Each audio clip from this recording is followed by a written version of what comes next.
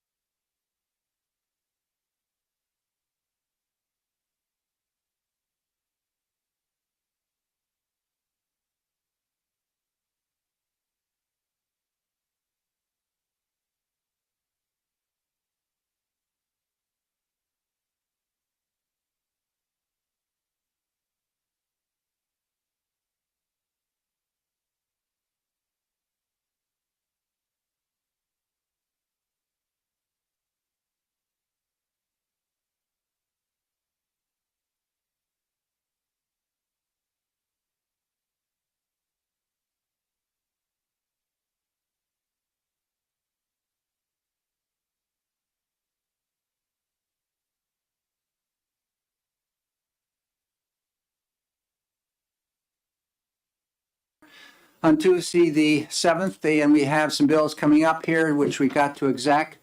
I'd also like to welcome Representative Tenzer and Priest here are standing in for folks which are not here today. You're going to really enjoy being on the Education Committee for a day. I'm probably very pleased when you can get out of here. It's always very interesting where we end up. As a mention to everybody here on the committee, there are a number, I mentioned it to the caucus, which I had in here, but I want to also identify that we have a number of bills going on today in Division 2, which are House education bills, which we're going to be popping in and out on. So we're going to have to be cognizant of that. And folks are out there, we're going to try to hold off till we get people back. So if somebody is going to do some testifying in there, please let them know over there and have them send you a text message when you're either on deck or ready to at bat to do your presentation at the hearing there. And secondly, we do have a work session coming up scheduled for Friday on school building aid. Anybody on this committee is welcome to attend that. Division 2 is coming into it. We also have DOE participating in that. We're looking at the funding process for school building aid in the application process with timeline which also needs to have a lot of work. And we do have a bill, 452, dealing with that. We're trying to get a work session in prior to our having to take action on that bill on next week. And next week is the last week, and we have to get these all these exec sessions done, of which we're honing in, and I think we're about 3/4 of the way there on our exec sessions. However, we have a number this week and next week. So again, thank you very much for getting committee reports in yesterday. They came in a timely manner. In fact, Lindsay is now transcribing or typing all those things into the calendar or preparing them to go to the speaker.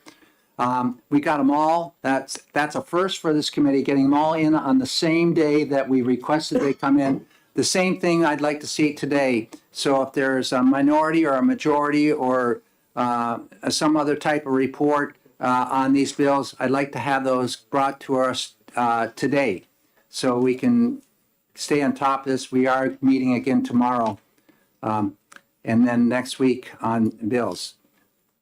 So with that, I'd like to open up the exec session. Any comments about what I just mentioned or, oh, yes, Representative Cascade. Just a question, will Friday's subcommittee work be on broadcast live, or will we be able to watch that? It'll be right in this room, so it will be, yes. It will be, Yes, thank you. Yeah, yeah. And it's critical. I've spoken with the folks in Division 2, and they're really anxious to really delve into this topic. And I'm sure you're hearing about this on your local areas. If you're a school district that's trying to get building aid, and you're like 7th or 8th down the list, you're just not going to get it. And you may have a very critical need. And so there's a lot we have to address. Going on down to the calendar for today, we have HB 204, relative to non-academic surveys in schools. And I'd like to recognize Representative Belcher for a motion. Thank you, Mr. Chair. I would like to motion ought to pass. Is there a second? Second. Okay, the motion's been made by Representative Belcher, second by Representative Cordelli, OTP on HB 204. Representative Belcher, you're recognized for discussion. Thank you, Mr. Chair. I'll just kind of run over the reminder that this bill is really a very minor change. There's only, I believe, 3 new words added. And the bill, it does nothing at all to affect or modify the ability of teachers to maintain normal human relationships with their students, to understand the needs and the feelings of their students, their individual situations. The only thing it seeks to prohibit is the surveying through digital and physical means of students' emotional states, along with the other things that are already law. And the reason I think we need to do this is we need to begin to differentiate a little better between schools as educational facilities and mental health facilities as being primarily healthcare facilities. And they're not something that need to be combined into the same unit. We need to keep schooling separate. Thank you. Representative Cordelli, do you have any further discussion? I would just add that initially I was wondering about emotional response, but I think it's in line with some of the other criteria in the last section. It's not much different than social behavior. So I am supportive of this. Further discussion on the committee, Representative Myler. Thank you, Mr. Chair. I guess my concern about this is that I think it's a hard line to draw here. If a teacher is working with a student and they identify that there are some issues here, we just say, oh, we're not going to deal with that. I mean, you look at the amount of time that a student spends in school, there ought to be an opportunity for professionals that deal with kids to identify that and then to basically help them deal with those issues. So I guess I totally disagree with Representative Belcher on this because it's not a medical, they're not medical folks. I mean, it's kind of like, you know, I would assume, I don't know anything about EMTs, but I would assume that there's a certain amount of stuff that EMTs can do before they pass it over to a medical professional. The same thing here with teachers. I mean, if they see that there's a problem that a child has, an emotional problem that a child has, they're clearly not, they're not the ultimate person who's going to deal with that issue, but then they pass it over to the counselor or they move it someplace else. But to say here, oh no, you can't deal with this, I just think it's absurd, frankly. I'd like to just have a word here. I'm looking at this in terms of non-academic survey or questionnaire, not as a EMT or a counselor working specifically with a student. That's not a survey. That's not a questionnaire. That's one-on-one or working collaboratively to address what may be perceived as an issue and have discussion. So I see it as relating to like the youth risk behavior survey. And I see a question on the youth risk survey that really kind of concerns me. It's question number 24. This is in the New Hampshire survey. It says, during the past 12 months, how many times did someone you were dating or going out with purposely try to control you or emotionally hurt you? All right, so we already have emotionally in the youth risk behavior survey. Is that a proper question to be asking? If in fact it was, this were passed, it would not be a proper question because it is in the questionnaire, it's in the survey, and we're talking about emotions. So, Representative Belcher. Thank you for that, Mr. Chair. I would note that the CDC survey is continues to be exempted. So I didn't remove that particular survey, but yes, other surveys with questions like that would not be allowable under this. But just to address the concerns that were raised, I think it goes in a very different direction. It's a very different argument to have, and it has nothing to do with this bill really, that that teachers should be able to coordinate with parents to obtain proper mental health for students who have issues. That's a very different argument to have, but this bill does nothing to address that. This bill is just about surveys. It's just about asking students either in physical or digital format about emotionally probing questions that parents have come to me with and said they're not comfortable with these questions just being asked without their permission of their children. So there's nothing that would prohibit having a student with a problem receive proper mental health care under this bill. Representative Cascadden, do you have your hand up earlier? Thank you. Thank you. I could not agree with you more that education and school systems are for education.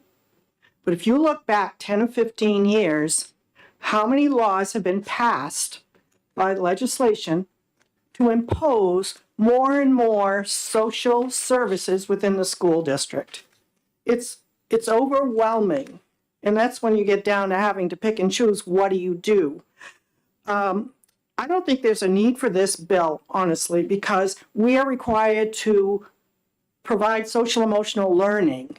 And we're supposed to be teaching kids now, did they eat? Did they not eat? How do they feel when they eat? How do they feel when they don't eat? I mean, is there substance abuse in the home? Was somebody in the home last night? How all of these social things that belong in the home to be dealt with by a parent are dumped on the school system when that kid walks through the door. What I'm concerned about in this bill is there is a term or other documents. Even with drug and alcohol education, I mean, that's a law that you have to provide that. I don't think there's a need for this bill until you start taking and repealing all the social issues that have been plugged down on the public school system. Representative Cordelli and Representative Damon. Thank you. I agree with you, Representative Cascadden. And a lot of that has come from the federal government in terms of ESSA, the last go round of No Child Left Behind required a large part of that with emotional learning, et cetera, required of states to be done. Concerned about back then, and I think it's a concern for all of us. Representative Damon. Thank you, Mr. Chair. I want to remind all of us that this bill is about surveys, that the data is aggregated. It is not about individual student data. Aggregate survey data is science that's used to drive knowledge and programming. I see no valuable purpose to this bill. I think that if we don't collect data on the well-being of students, we don't know how to proceed in terms of meeting their educational needs. You can't learn if you're not reasonably mentally well. Thank you. Further, Representative Pettinell and then Representative. I just wanted to point out to Representative Cascadin that the part that she was taking, not offense, the right word, objection to, is already part of statute. The other other documents is part of statute. Representative Cascadin? I guess my question would be, a lot of schools will do culture and climate surveys so they can get a pulse beat on how kids are feeling in the environment, because obviously that makes a difference. This bill would prevent that. And don't you want to measure if kids feel safe, if they know who to go to? That's a big piece of having a healthy school environment. Further discussion, Representative Rye. Dry, excuse me. Thank you. Thank you, Mr. Chairman. I gotta get some rest. I'm a little confused because this is about, it's not about getting rid of the survey. It's about your participation in it.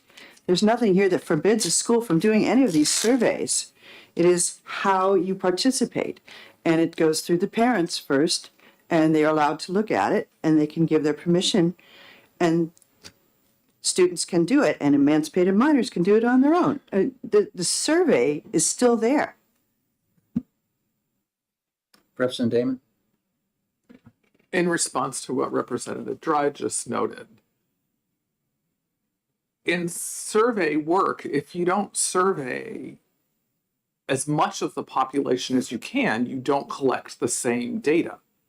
So more that we make it likely that not as many students will participate, the less credible the data is. Representative Lekes? I remember a lot of objection from teachers when various of the social emotional learning came out. There was social emotional learning that didn't involve surveys and keeping track and all of that kind of stuff.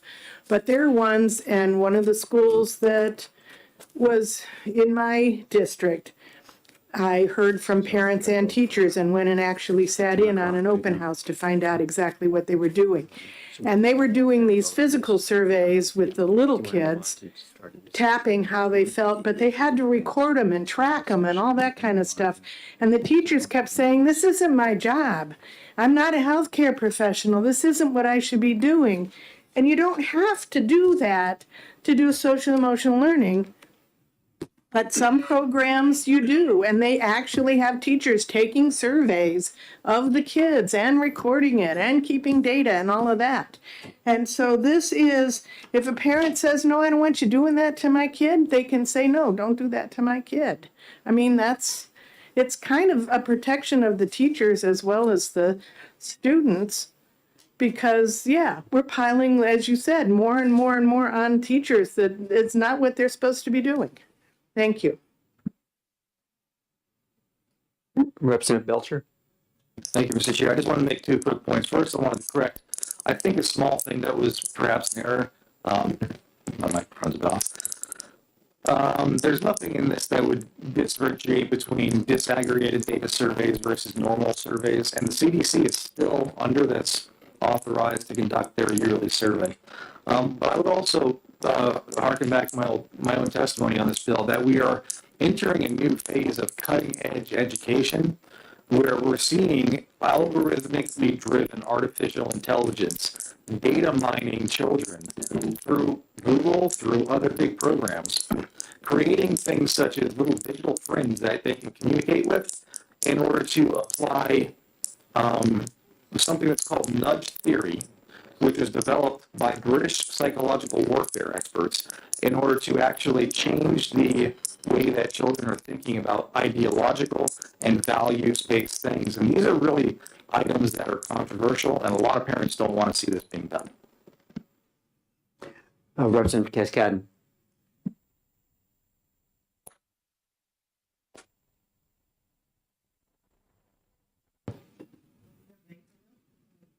That's one of mine.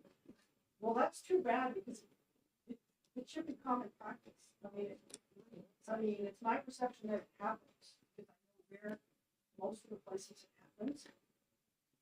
And it's not a problem. It's not happening somewhere. It's an administration problem. Somebody needs to get on board and take care of it. Representative Belcher, you could just make sure the cords are plugged in properly into the back of your mic and test your mic again. Testing. Okay, Yeah. all right. I've notified them upstairs. Representative Noble. Thank you. It does happen, without parental consent, because it did happen to my child, and it's because they were doing an online test and the survey was at the end. So she couldn't complete her test without doing the survey. There was no way to get out of it. Do you have, okay. Any further questions or comments? Seeing none, we have the chairman upstairs in the Senate, so we'll hold off on a vote on that bill until we have a full complement of members. So let's open up the discussion on House Bill 267, school background checks, criminal record checks in school employment, and call upon Representative Dry for a motion. I want a motion that it's ought to pass. Thank you. Is there a second? I'll second. Second, Representative Peternell. Representative Dry, do you have comments? Yes, just a moment. Thank you, Mr. Sure. Chair. Your turn. So this bill is an enabling bill, and it doesn't require, it just allows school administrative units, school districts, or chartered public schools to do more than just the initial criminal history records check when someone is hired. I mean, we may have seen recently in the paper a case of someone who was in one district, committed a crime, moved to another district, committed the same crime. Perhaps that would be something that would turn up in an employee situation. It's enabling legislation. It just allows this, and it's a group of employees so that no person is singled out for any kind of vindictiveness or any kind of singling out for a records check. So in the fact that this doesn't make any requirements but does open a door, and certainly it's on a policy on many school levels, but we would like to codify it. That's why its motion is ought to pass. Thank you. Further comments? Representative Myler. I just have a question, perhaps somebody can answer for me. Is that when when I get my initial check, I pay for that, it's about $48, $50. If the school district asks for another check, who pays for that? Does anybody have the answer to that? Is it the school district? Is it the individual?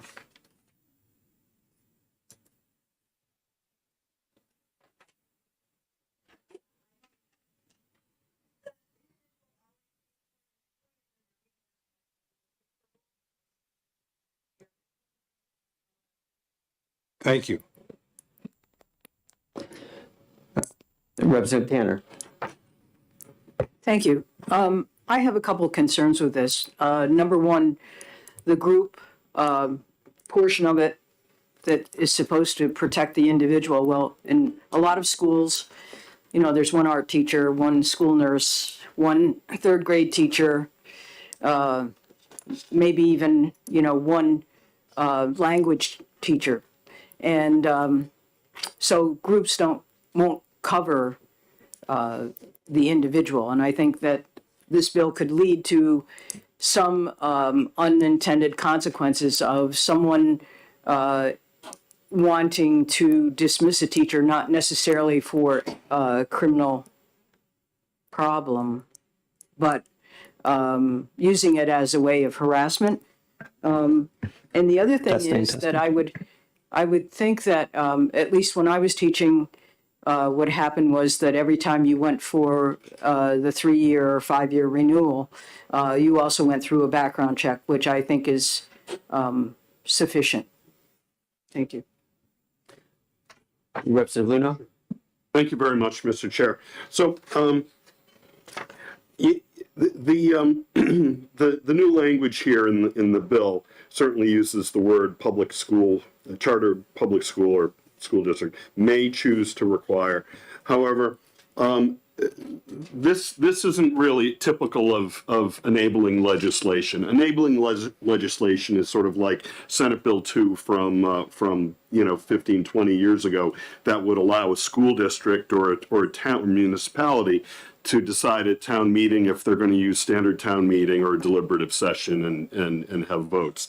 This clearly would allow public schools. In fact, it would require public schools to be able to negotiate terms into a collective bargaining agreement that would allow the public school to perform more frequent or recurring background checks on any group of employees. So it's not really enabling. It really puts it into the next collective bargaining contract as a negotiating item. And I think as part of that, the negotiating item might include things like what Representative Myler was talking about. Who's going to pay for the checks? How often are the criminal checks going to happen for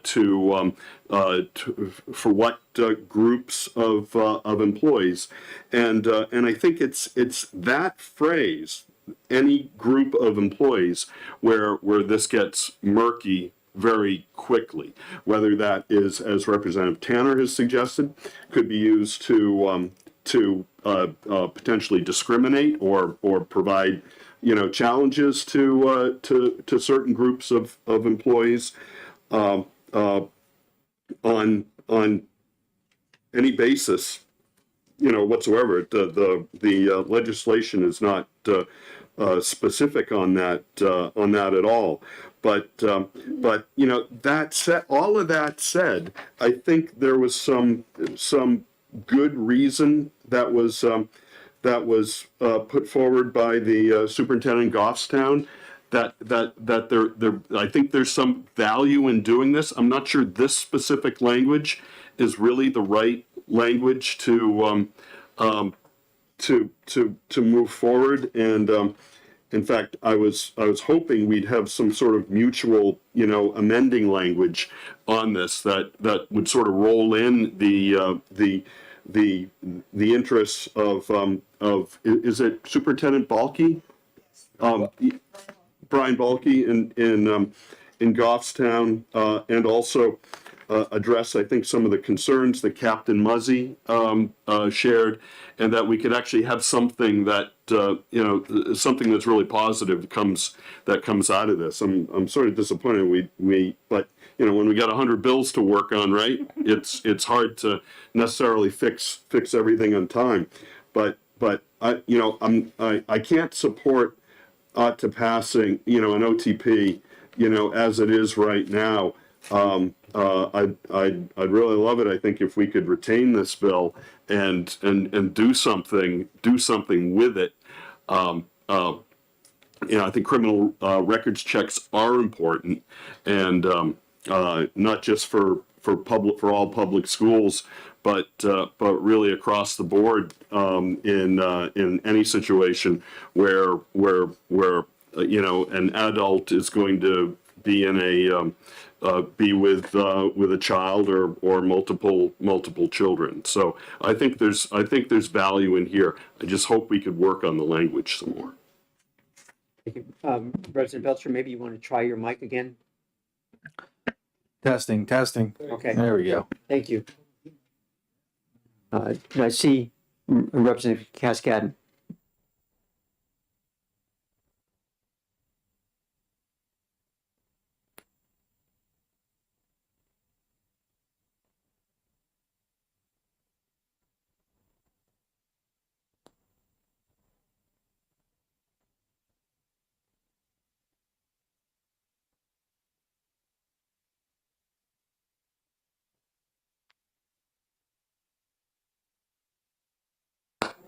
They have to nickel and dime, and we're gonna be about $1 million short just to be level funded.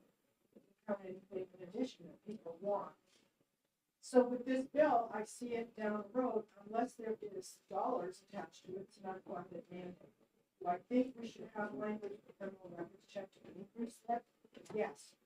The question also raised here is, does it comply with equal opportunity employment and Title IX classification? You gotta have that safety definition in there. So it does give autonomy to the school district. Under any reasonable suspicion, yes, require another criminal record check. A group of employees does not fit the language.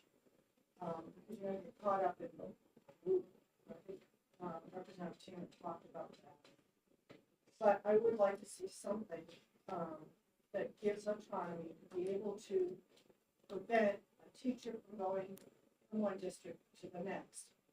Though there are mechanisms, I can tell you as a superintendent, to go test a student in another district, Representative Ladd's district, I had to have another full criminal record check after just being retired a year. And I worked in another district. So every district, whether you're a licensed educator or you had a criminal background check for your previous position in the school system, you are required to get a criminal records check for each individual district you work. Just clarification, and I'd like to see something coordinated a little bit. Thank you. Representative Lakis? I'm not understanding how this is an unfunded mandate when it's not a mandate. It says may choose. And may choose is about as free and open as wording I can think of that's the opposite of a shall. You may choose to do this if you want to. We're giving permission. That's all that is. And then my next part of that is a question. How would you word instead of any group of employees to make sure that you're not going after an individual? What wording, if we can fix that part, the rest is very free. Representative. Thank you. Thank you, Chairman Cordelli. I don't want to reiterate just a few things that have already been said. I have a couple of pieces. I thought the superintendent of Goffstown was purposeful. I thought he was direct, and he came with a reason. His reason was, if you recall, that he had long-term employees who came there before he did, before the background checks were part of the current apparatus for hiring, and he has no way to check them. And that's his concern. The problem he had with the collective bargaining agreement didn't allow him to go back and check the status of the folks, and that's legit. But that's why they have a collective bargaining agreement, and that's why they have a union to do that, to work with that. I think he has a right to know every single employee in that school is being background checked. Everybody that works with a youngster, I don't care where they work with a youngster, should have a background check. At least the first level, let us know what we're doing. And as the superintendent said clearly, I have coached in multiple schools and been a principal of another. Every time I walk over a different school, another background check, another $66. But that being said, I have concern about two things. I think his intent was terrific. I think we have to figure out a way to do that. And this bill could be reworked to figure that out. The part that says group, if the intent of the person asking for the group is not above board or has a premonition or has a bias, then that changes how you select the group. There's no definition of group. Could be all the teachers on the first floor. That first floor of that school, there's no discipline going on. The teacher's not doing crap over there. I'm gonna recheck the whole first floor. That's my group. We don't define a group. I think that's key. The second part is we don't say who can do that. School district, who in the school district can do that? The charter public school, who can ask for that? So I think the intent of this bill is terrific, but I don't think we have it finalized the way we really need it. And for those couple of pieces, I like the bill, I like the intent, because no one should be in school, no one should be working with kids without a background check. But I can't support this the way it is, because I think it has too much bias potential, and I think it can be corrected to reach what that guy was trying to get to, that everyone in that school should be checked. So as it stands, I'd be happy to work with someone on retain or rework or bring back, but I can't support it as an OTP as it is, Chairman Cordelli. Thank you. Representative Damon? Thank you, Mr. Vice Chair. Responding to Representative Lakers' question about how would you revise it, and I don't think this is the complete language, it doesn't address the definition of a group, but I think an amendment that says something like, nothing in this law shall be used to require an individual to have a records check distinct from the group calendar, would address some of the concerns that are being raised, that you can't say, I want to know, that this person and target that person. So I would concur with the suggestion that we retain it. It seems like there's a lot of concern that needs to be addressed, and also a lot of support for being more complete in the kids' safety. Thank you. Thank you. Any further, Representative Luneau? Thank you very much, Mr. Chair. And I think Representative Damon brings up a really important point, offers, a suggestion, but I think retaining this would allow more people to sort of offer suggestions. I think Representative Damon has a good one, but there may be others as well. Coming from the School Administrators Association, possibly coming from other associations as well. But also, I think very important was a point that Captain Muzzy and Ms. Jay mentioned, that really before, even after, even if this is in law, final approval really comes from the FBI, which have to take a look at, and before anything is done, is subject to their final authority when it comes to doing this kind of thing. And I think, as Representative Woodcock has mentioned, there's a lot of question about what's being meant for this, or it could be interpreted different ways. And I think having some sort of mutual amendment that can be developed with the stakeholders involved, but also, and I think Captain Muzzy said, well, the FBI doesn't necessarily pre-approve things, but we could take a look at what other states have done and what other approved language has been done, and really, get to the bottom of this and get something that we can put forward in a fashion that meets everybody's needs, including superintendents, including teachers that applied for employment prior to criminal background check requirement, and also holds muster with the FBI. Thank you. Representative Cascadden.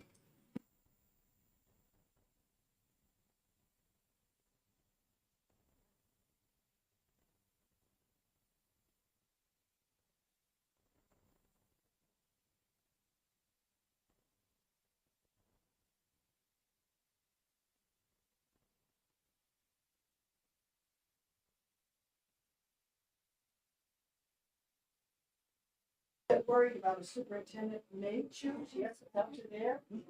But if they suspect or have evidence for information, reasonable suspicion for someone, they're gonna say, no, I'm not gonna choose to do that. It's my choice not to have another criminal background check. It's costing us money.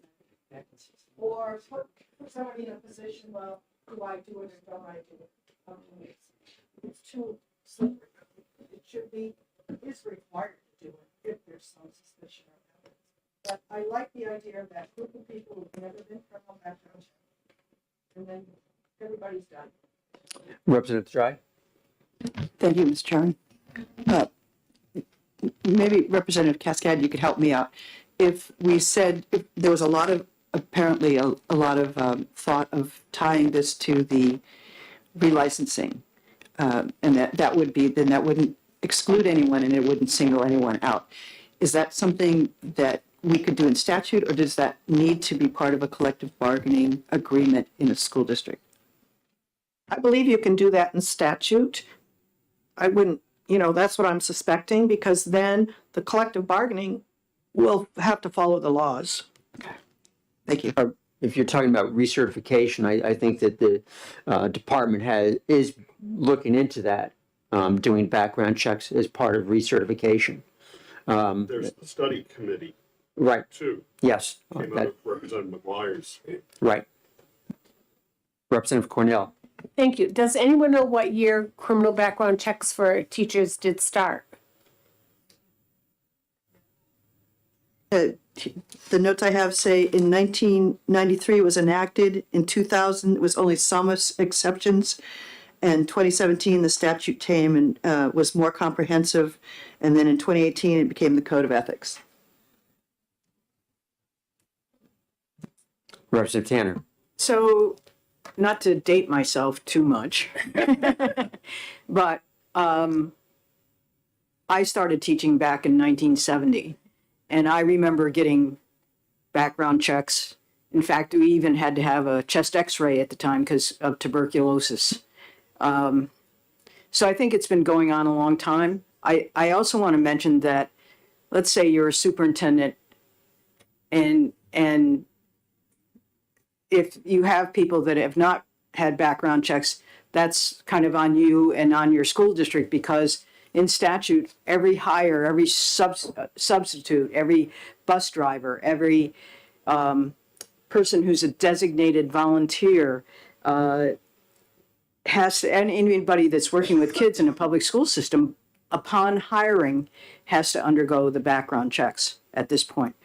So let's say you have Mr. Jones that you suspect is doing some foul play. If this is what it's actually intended, the consequence of this. If you do a background check, unless he's been caught and arrested, which you probably would know right away, the background checks are not going to tell you anything, because they only tell you after the fact, after somebody's been arrested and convicted. A few years ago, they had a problem at a school district near me, where a person had been found guilty of assault within a school district, and actually did a negotiation to get it down to a misdemeanor, which then wasn't carried over to the next school that person went to.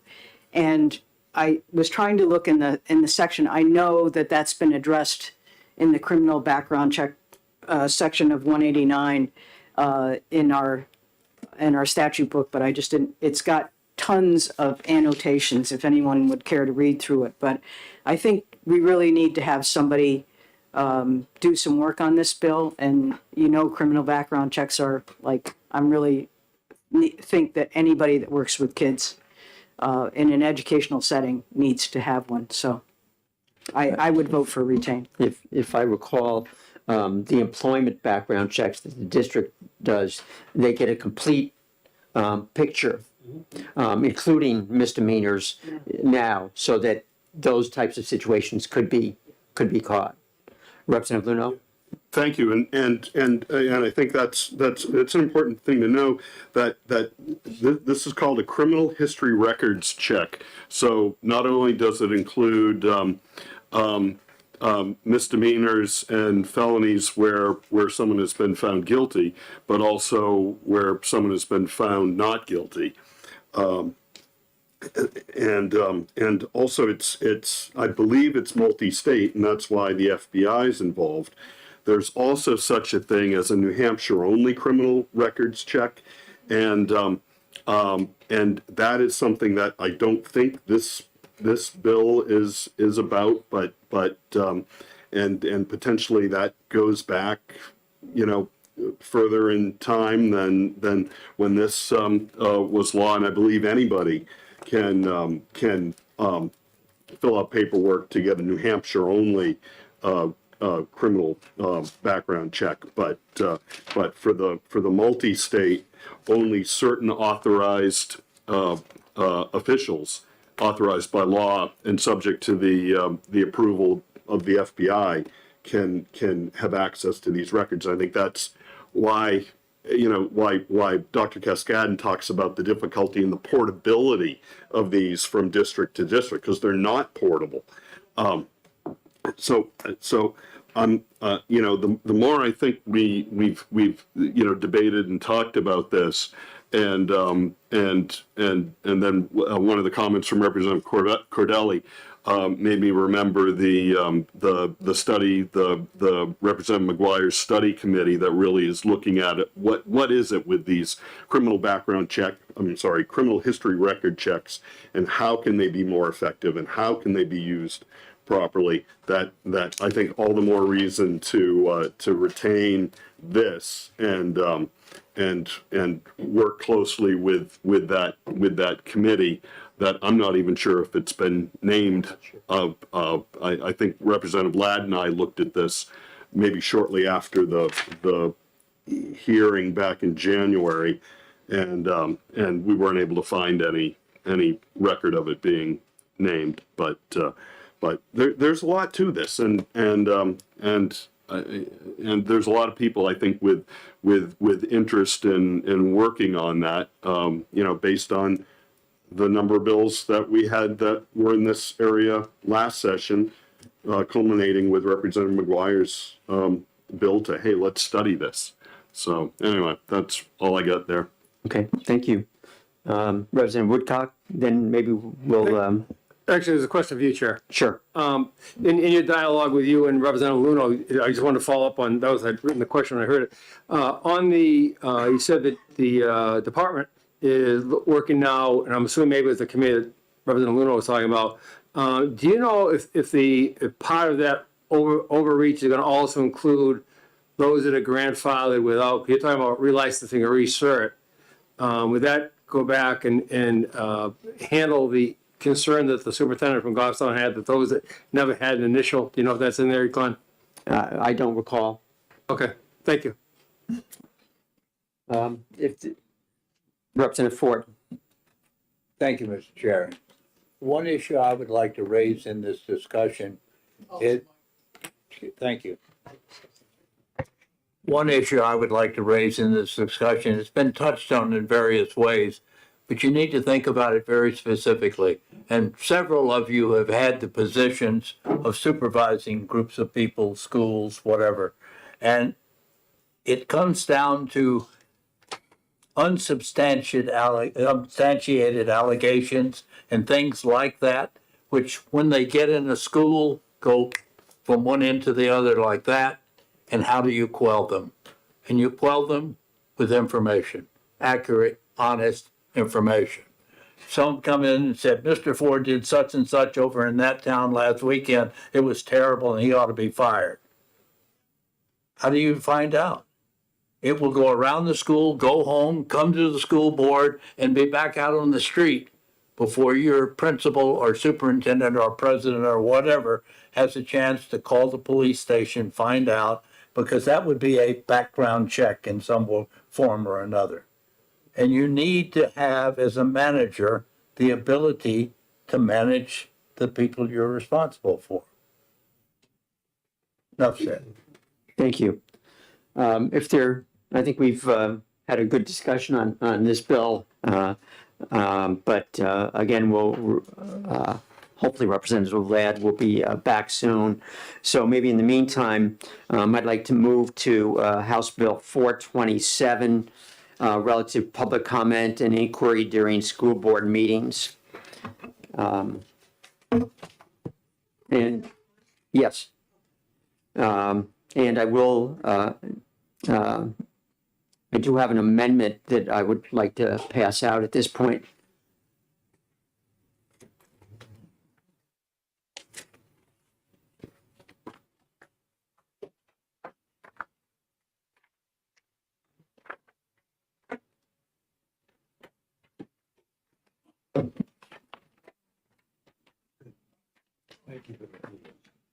You're welcome.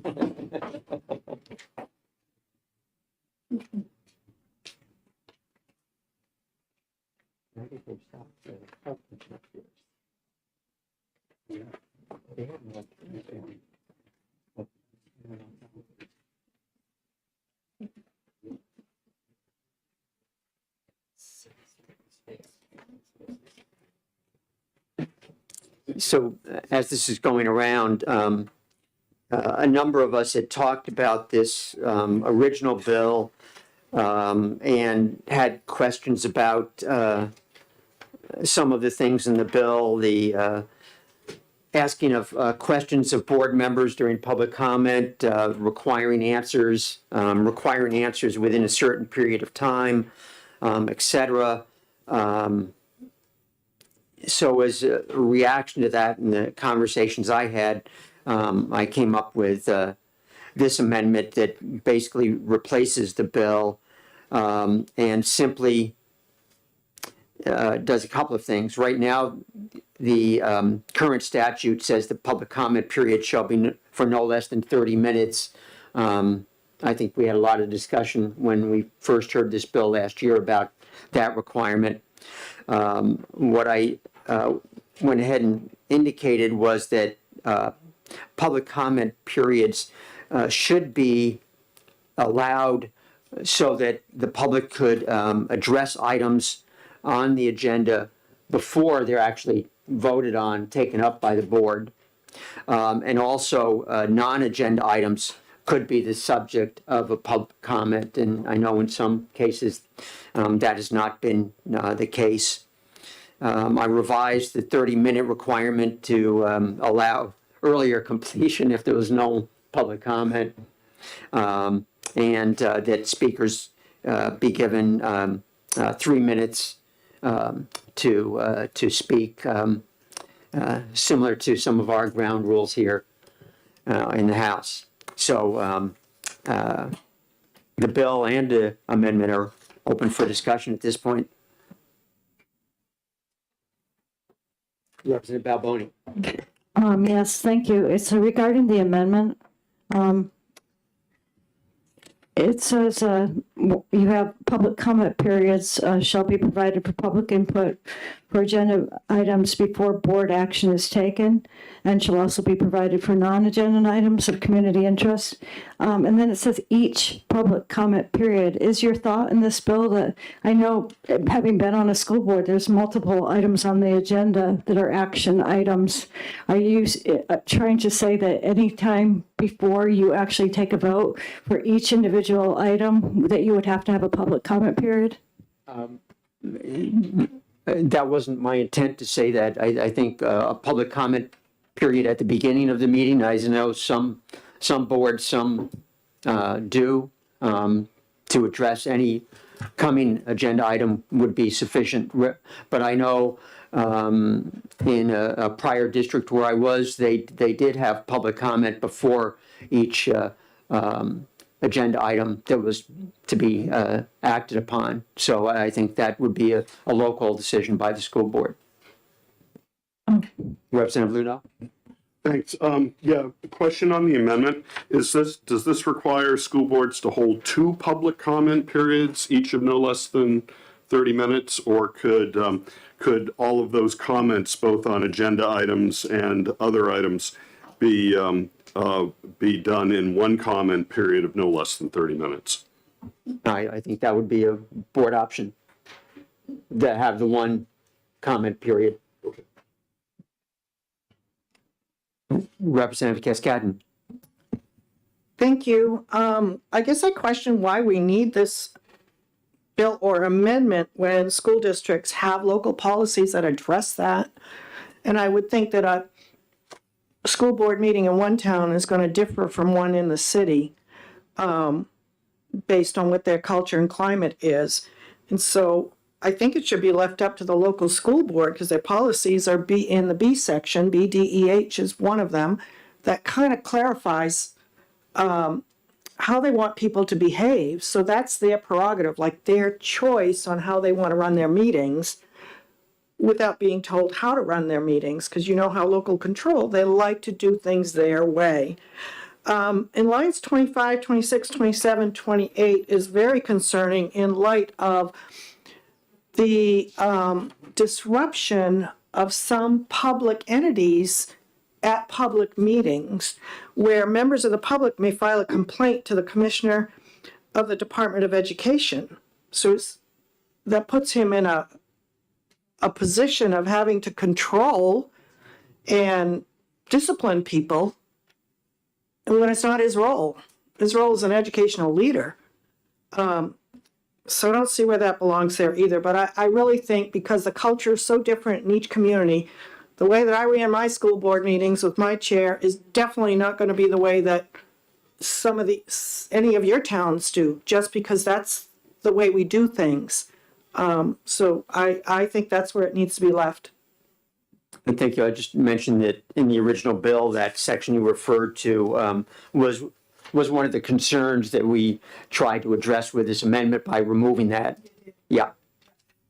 Representative Lakis. You ask why we need this.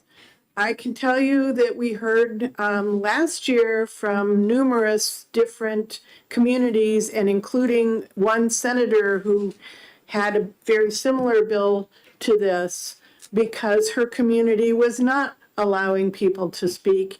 And there are communities that only allow them to speak at the very end, which means all votes have already been taken before they even get input from the from the townspeople. So that's why, because I take it from things that you've said and things that I know that you ran a pretty good district, but you can't assume that on all districts in the state. There are some that do not run as well as you ran yours. Just a comment, it's disappointing to know that the leaders in those districts, whether it's town or city, are not allowing that. Representative Damon. It's very disappointing. You're right. Thank you, Mr. Chair. As I read it, I think the amendment vastly improves on the original bill and addresses all of the concerns I originally had. And I personally do see purpose for this bill precisely because of the difference in the way boards and communities operate, and having been in communities where public participation was definitely not welcomed and hard to provide.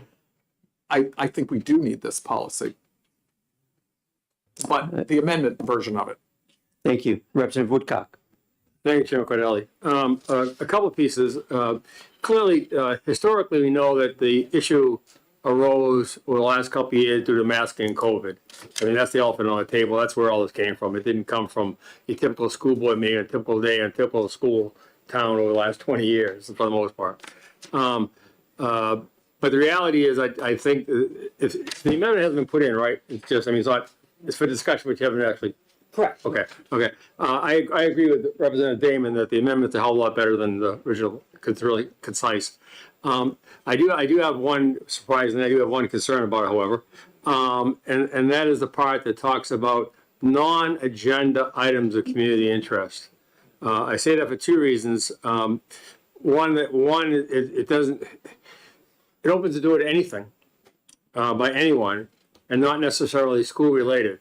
And having our meeting tomorrow night in Conway, I'm sure there'll be several non-school related items there. But that's my concern, Representative Cordelli, in the amendment. If that part wasn't there, it makes a whole lot of thing to me. And I think Representative Lakis' point about the the public comment after the bill's already been voted, what good's that? You know, and I agree with that. I think you've done a good job on this, Glenn. That part of non-agenda items of community interest, that really makes me nervous, because that opens the door for all kinds of things happening, in that meeting that has nothing to do with the school policy. I think the fact that if it's on the agenda, absolutely. But just an open door to anything that's just me. Thank you. Representative Tanner. Thank you. I totally agree that I think, you know, the issues that we've seen, the bills that have come through about school board meetings and trying to control school boards has been in a direct reaction to the COVID and masking and vaccinations and the brouhaha that came in many local school boards. I know my local school board used to meet in the music room in a nice small area. There were people that came that were rude sometimes, but for the most part, it was, you know, a well-run meeting.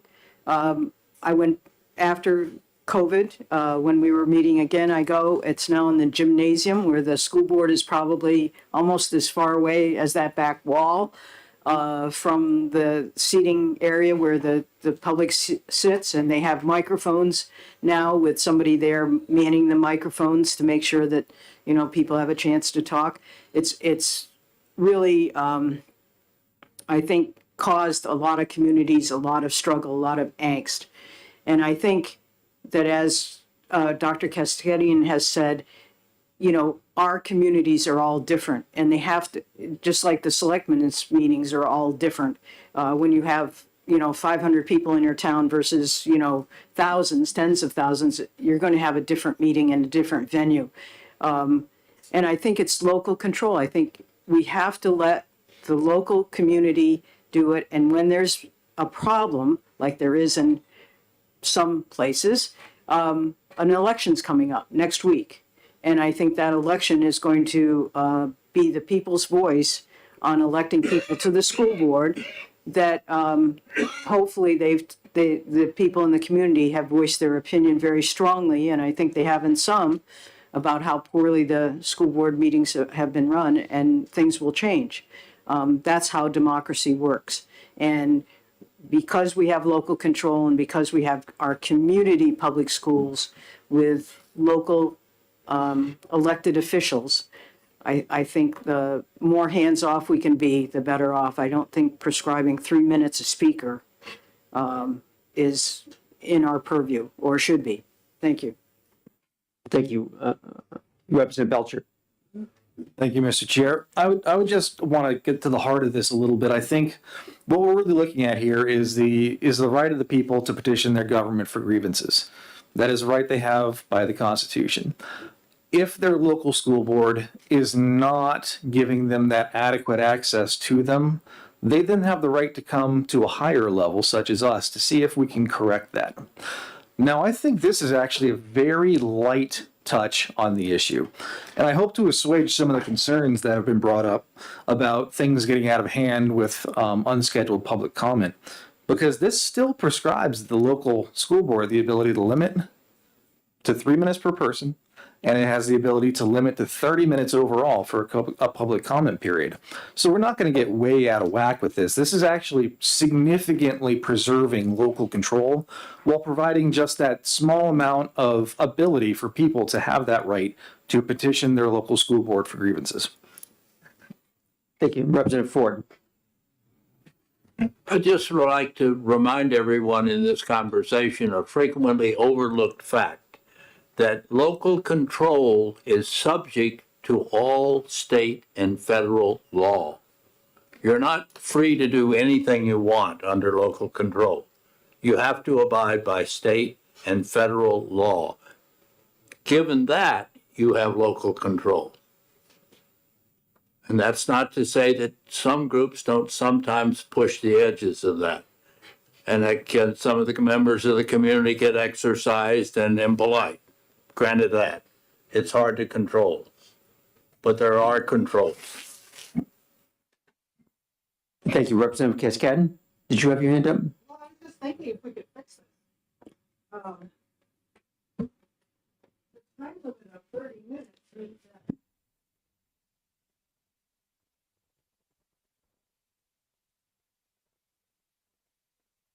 agenda has to have a 30-minute block in it? I'm not sure, 'cause- The, oh, okay, all right, I was,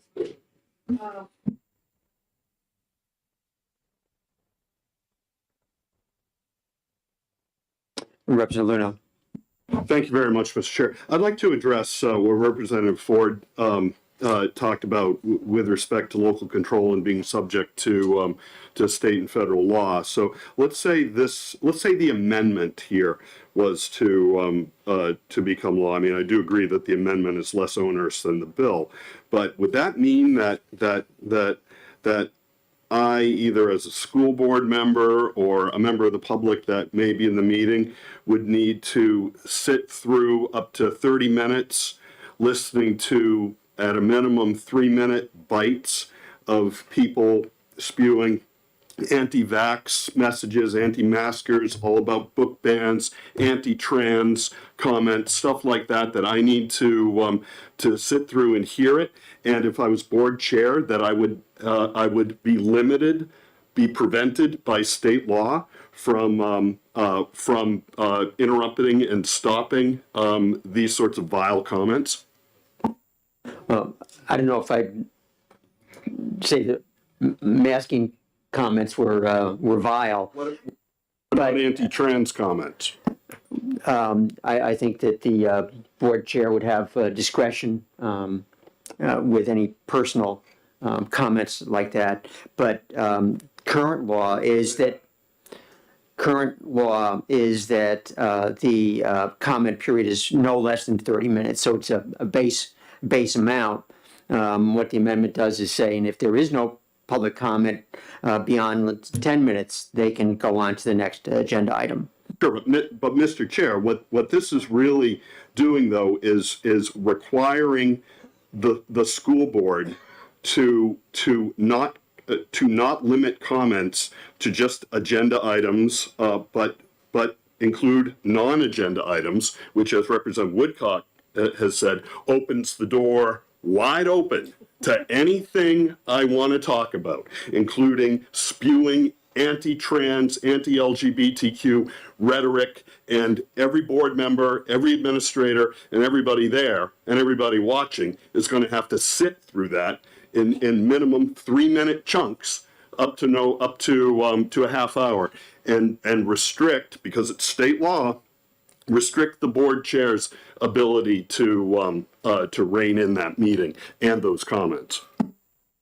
I don't think that we are going to see that. I don't think that public comment periods now.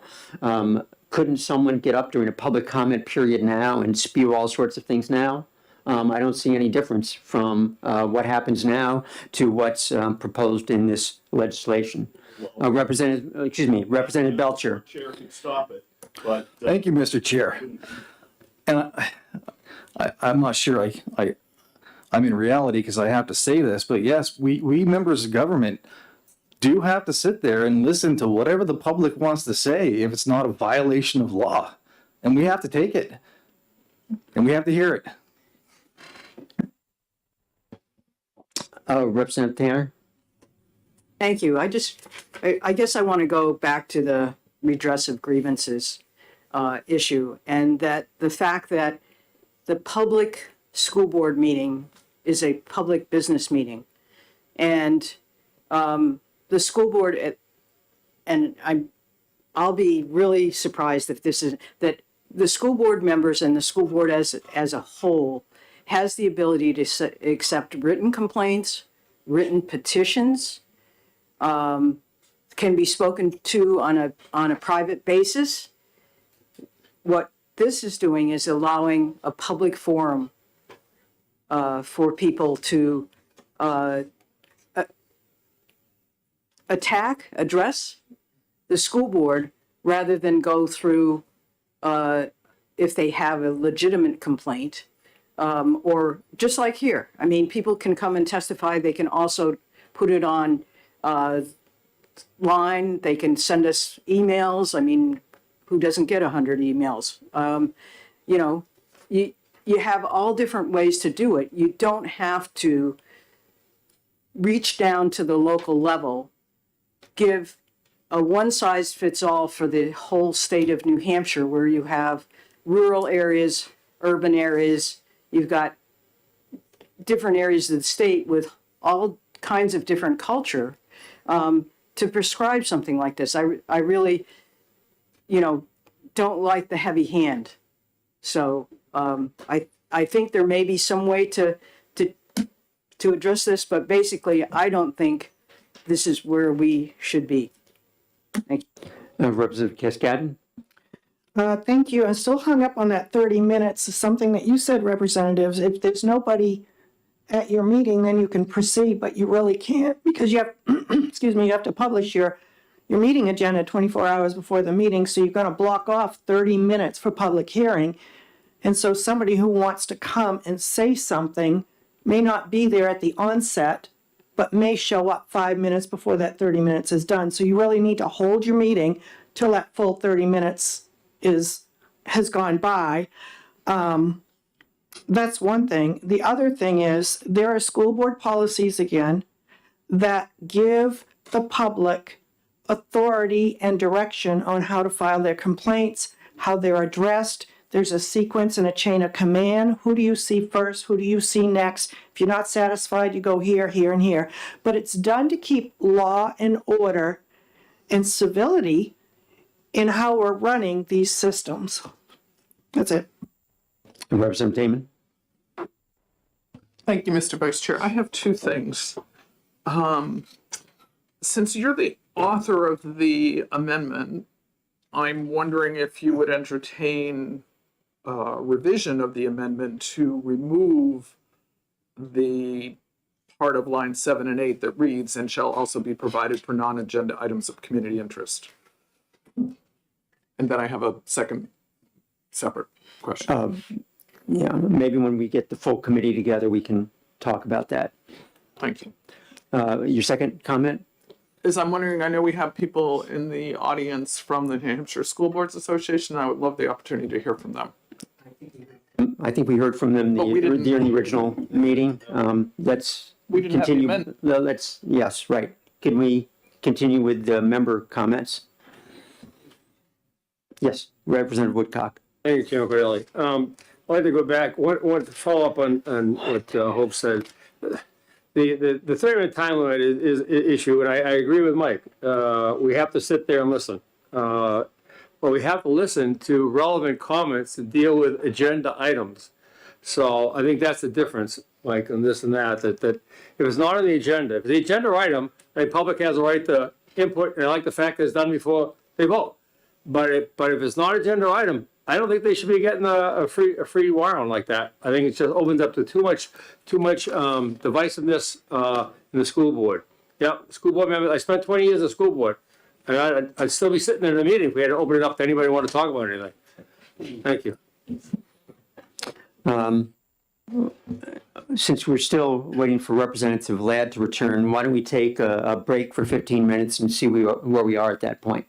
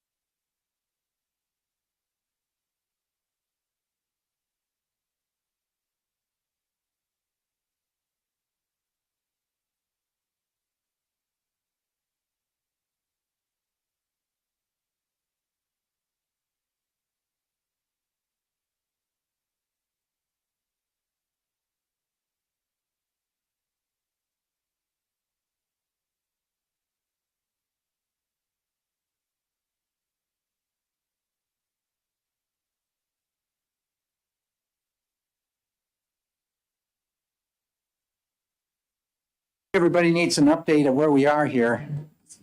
It would be nice, huh? The first hour down in Division Two, we dealt with two bills. One of those bills was career technical education, tuition and transportation. They bought it and they're going to put it into the legislation that's moving forward. That would put another $2.2 million in the career tech for each year of the biennium, so a total of $4.4 million, which is needed if we're going to ever get more kids involved with CTE programming, including the transportation. So that was a very successful one. And then the other bill which we dealt with was the weighted formula for differentiated aid special education. They're buying into the formula also. And so with those, the time we spent this morning for that hour down there is showing, and those bills came out of this committee unanimously. And so they're listening to policy and they're trying to, adjust budgeting for it.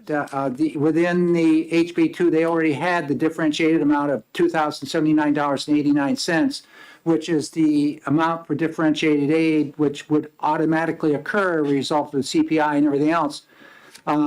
That's there, but they're also looking now at the three categories of weightedness, would go from $2,000 to $4,000 to $6,000, depending whether you're category A, B, or C. C is the one where, remember, if they're in residential placement or hospital placement or other placements similar to that, more costly. B is if you're in a situation where it's 80% or more, that's needing special services, special ed during the course of a day. So that's pretty much almost full-time special education. That would be weighted at about $4,000. And then if you're less than 80%, it would be weighted at the same amount that's in the bill right now. So all they have to do is modify that one component HB2, and I think we've got that one. So that was good, a good time down there. I know that you all couldn't take any action and move forward here, but I think that when we're looking at those priorities that came out of this committee, it was an hour worth spending. As soon as we have folks coming back from that, we'll move forward with trying to exact. We will be taking a break at noontime for lunch. So with that, we still have Representative Myler and Representative Tanner are now they're down there dealing with other bills. And the other bills coming up down there today are Medicaid Direct, which is a huge bill in terms of eligibility. And I also noticed that down there today, we also had the staff member that's been hired to take care of Senate Finance, Karen Umberger, was down there today participating. And so we had a little opportunity to talk about the whole budget that the governor's presented and what we're after ourselves. So we'll have to wait and start our discussions unless once you update me a little bit, Glenn, where you were or weren't in terms of the bills for executing today. Yes, we passed over House Bill 204, the non-academic surveys. We were finished with discussion on that. At that point, 267, we had complete discussion on that. The next bill we passed over completely, 371, and we were approaching completion of the discussion on 427. Okay. Okay, so we can't take any action. We agreed if somebody's out testifying down there, we would not move forward with any executive sessions. And you can rest assured that we will be down there for Medicaid Direct. And that will be another one where we won't have any time. So we got to really, if we can get any discussion done further on these bills, get somewhat an idea where people are, I think we ought to move that direction right now. So you did not touch 451? Correct. No. Okay. Motions were put on the table for all those other bills? Really just discussions. Discussions, okay. We did, I guess we did have motions Well, for the except first one, yeah. Right, and for the second one, 427, I just introduced my amendment, and there was no motion. Which, 427, yeah, Right, yeah. okay. So 451, we haven't touched yet. Okay, let's talk about 451 now without any kind of a motion being made. Is there anybody that has some information they want to impart on it? Are there any 451. amendments on it?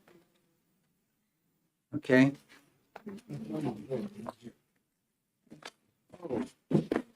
Mr. Chair, that's Representative Tanner's, Okay, so we'll jump over that one. Yeah, I see it's Representative Tanner's bill. thank you. 550. Let's go to the next one down then. 550, relative to charter public school dissolution. You got an amendment? Do you have one you can, is that one we have or? It's one we, yeah, I've got it right here. It's replacing the bill, which is policy language, with a committee to study charter school dissolution, which is key if we're going to be getting into the business of, at some point, of looking into providing state building aid to charters, because. What's that? Yeah, I didn't have that going, but let me send the amendment around.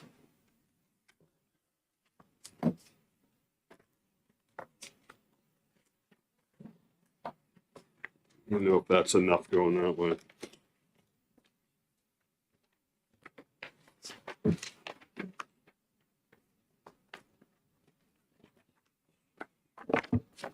And so, get to find.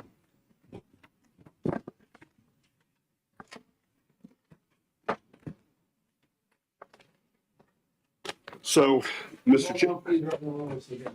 What's that? Yes, They don't have them over there That's yet. all right, but you can talk, I can talk and while they're going around. I'll just sort of lay a little groundwork. So back on February 13th, we held a hearing on House Bill 550. It was introduced by Representative Fellows. The bill as introduced provided some policy provisions for what happens to assets during the dissolution of a chartered public school, and I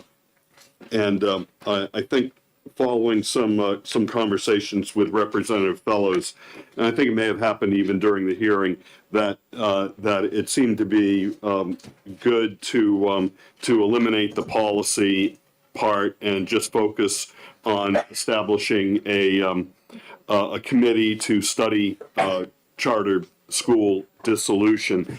And as I was just starting to say, the reason why this is important is because the legislature may be looking to consider down the road expending state assets in terms of building aid for charter public schools.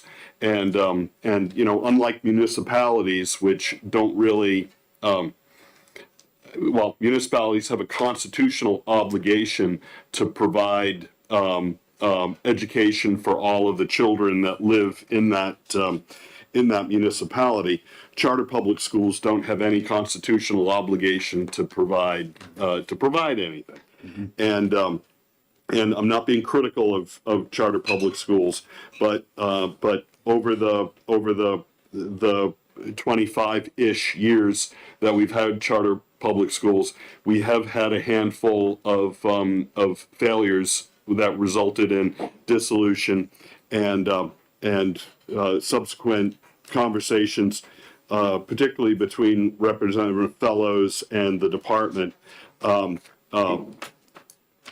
really resulted in this we need to put some policy behind what happens here. So Sally Fellows and I are bringing it forward amendment 0624H, which replaces the entire bill with a study committee to look into what would happen in the event of a charter failure, what would happen to those assets, and And I think it's one of the key items that, that we need to have policy in place on, you know, at such time when the state may consider to move forward with expending its capital assets on charters.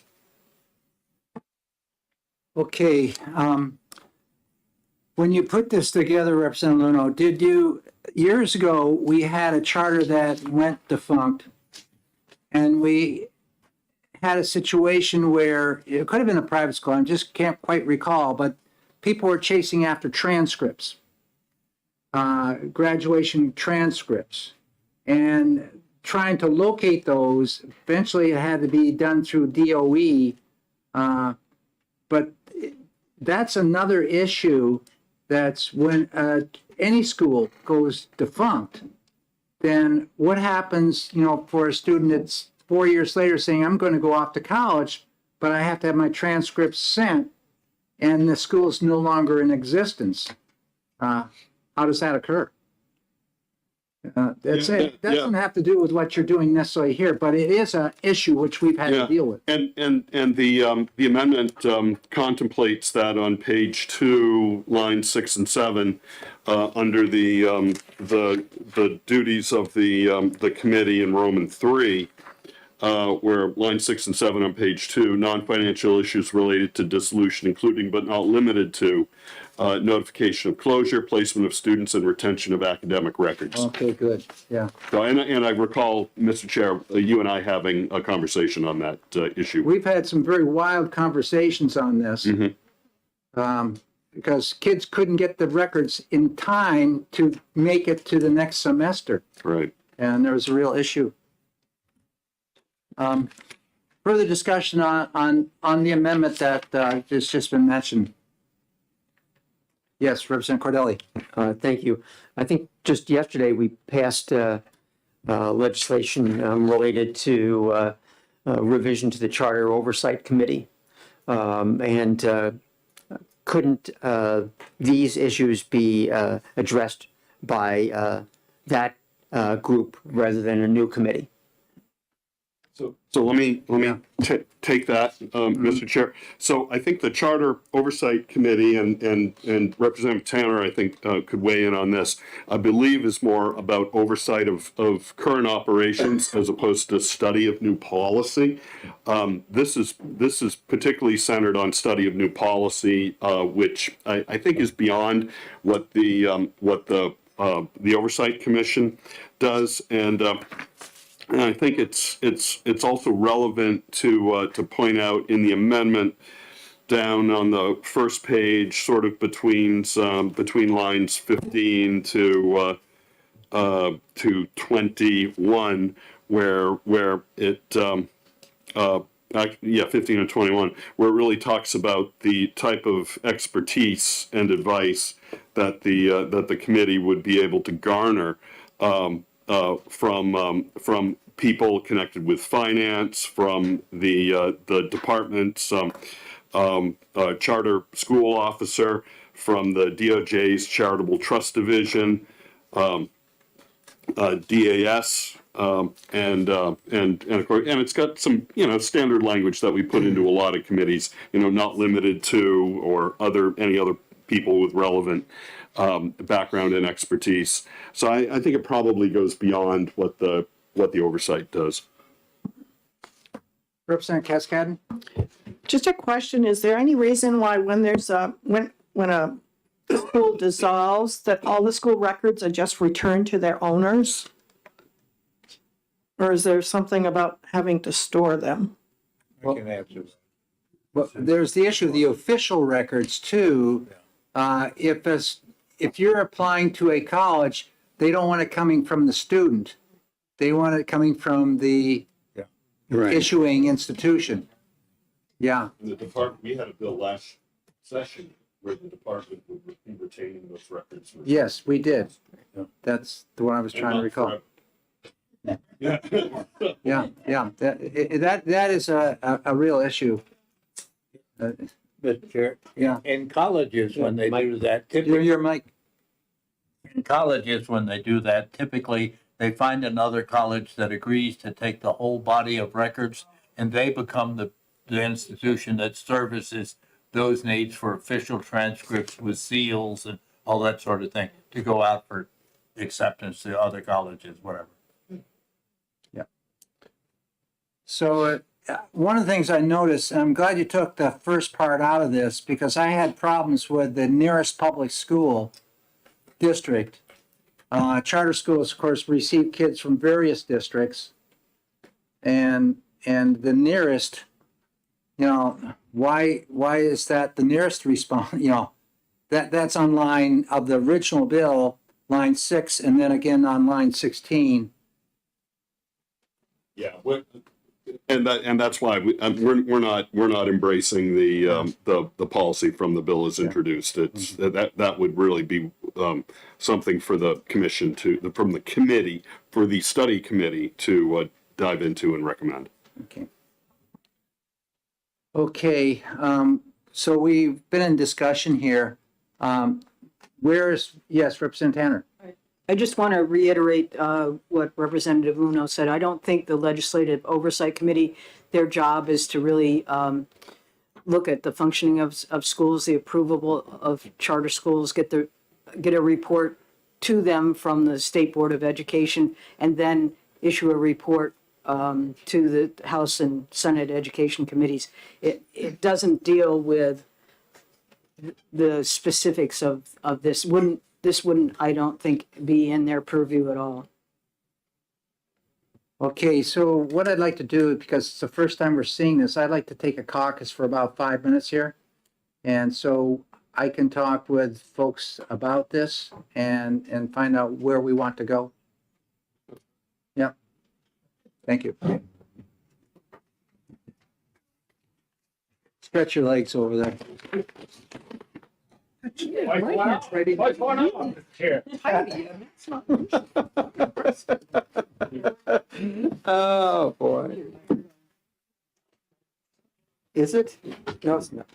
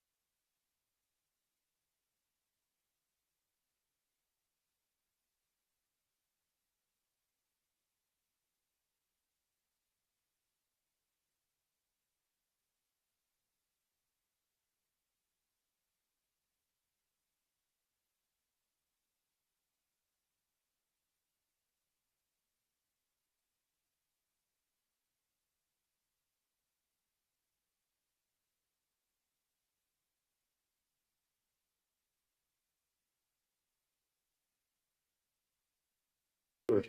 Then do the amendment. It's got to be a motion made. Yeah, by now. Okay. The amendment. So I think, So let me go ahead. yep, Okay, we're going to go ahead and we're going to address HB 550. And I'd like to recognize Representative Luna for a motion. Thank you very much, Mr. Chair. I'd like to move ought to pass on 550, and I'd like to move ought to pass on amendment 0624H as well. Okay, there's a motion on the, is there a second? Second. Okay, Representative Meyer seconds. So basically the motion right now is to move on 550. And it's also been requested that we attend to 0624H. Is that your? Correct. Thank you, Mr. Chair. And that was seconded by Representative Myler. Representative Luno. Thank you very much. I really don't have anything to add beyond what was said earlier. But the amendment 0624H replaces the bill in its entirety with language to establish a study committee to study chartered public school dissolution, and I hope people will I hope this committee will support the amendment favorably, as well as the bill as amended. And Representative Myler, do you have any further discussion? No. Any further discussion from the committee? Not seeing any. Madam Clerk, would you please call the roll on amendment 0624H for HB 550? Vice Chairman Cordelli, no, Representative Lekes, Yes. Representative Ford, Yes. Representative Belcher, Yes. Representative Dry, yes. Representative McDonald, Yes. Representative Noble, Yes. Representative Peternell, Yes. Representative Tensar, Yes. Representative Myler, Yes. Representative Cornell, Yes. Representative Tanner, Yes. Representative Luno, Yes. Representative Ellison, Yes. Representative Woodcock, Yes. Representative Priest, Yes. Representative Balboni, Yes. Representative Cascadden, Yes. Representative Damon, Yes. and Chairman Ladd. Yes. 19 yeas, 1 nay. Okay, at this point, I'm going to hand the gavel over to Representative Cordelli. yes, and I'd like to call on Chairman Ladd for a motion. Yes, I'd like to make the recommendation ought to pass on 550 as amended by 0624H. And I'll second that. Any further discussion on the OTPA? Seeing none. Madam Clerk? Motion is OTPA. Vice Chairman Cordelli, No. Representative Lekes, Yes. Representative Ford, Yes. Representative Belcher, No. Representative Dry, yes. Representative McDonald, Yes. Representative Noble, Yes. Representative Peternell, Yes. Representative Tenzar, Yes. Representative Myler, Yes. Representative Cornell, Yes. Representative Tanner, Yes. Representative Luno, Yes. Representative Ellison, Yes. Representative Woodcock, Yes. Representative Priest, Yes. Representative Balboni, Yes. Representative Cascadden, Yes. Representative Damon, Yes. Chairman Ladd. Yes. 18 yeas, 2 nays. Any objections to consent? No. Okay, so we'll just go down to that. Does anybody know what's going on down at Division 2 right now in terms of the ladder bill 601? I think what we probably ought to do is just break for lunch right now and then come back at 1 o'clock and get this stuff polished off. I want to get down there and make sure that our bill's not coming up down Division 2. Multiple bills, yeah. So we will take a break right now and we'll come back at 1 o'clock following lunch. Take your time for your. Perfect, thank you. Thank you very much.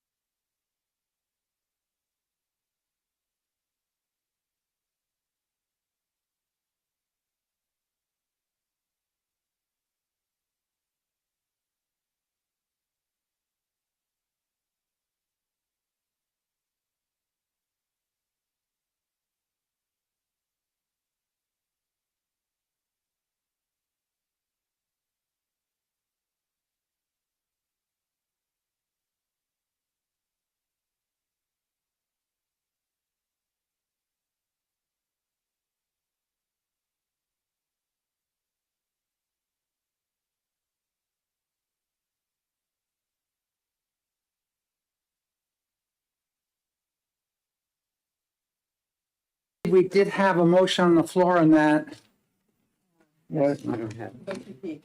Okay, we have a motion that's on the floor on OTP, and we were in discussion on that. Is there further discussion on HB 204? Not seeing the request for further discussion. Madam Clerk, when you're ready. Yeah. Oh, where'd she go? I'm pretty sure she's on her way. She was just a pitch on. For a PE instructor, she should be here. There she is, okay.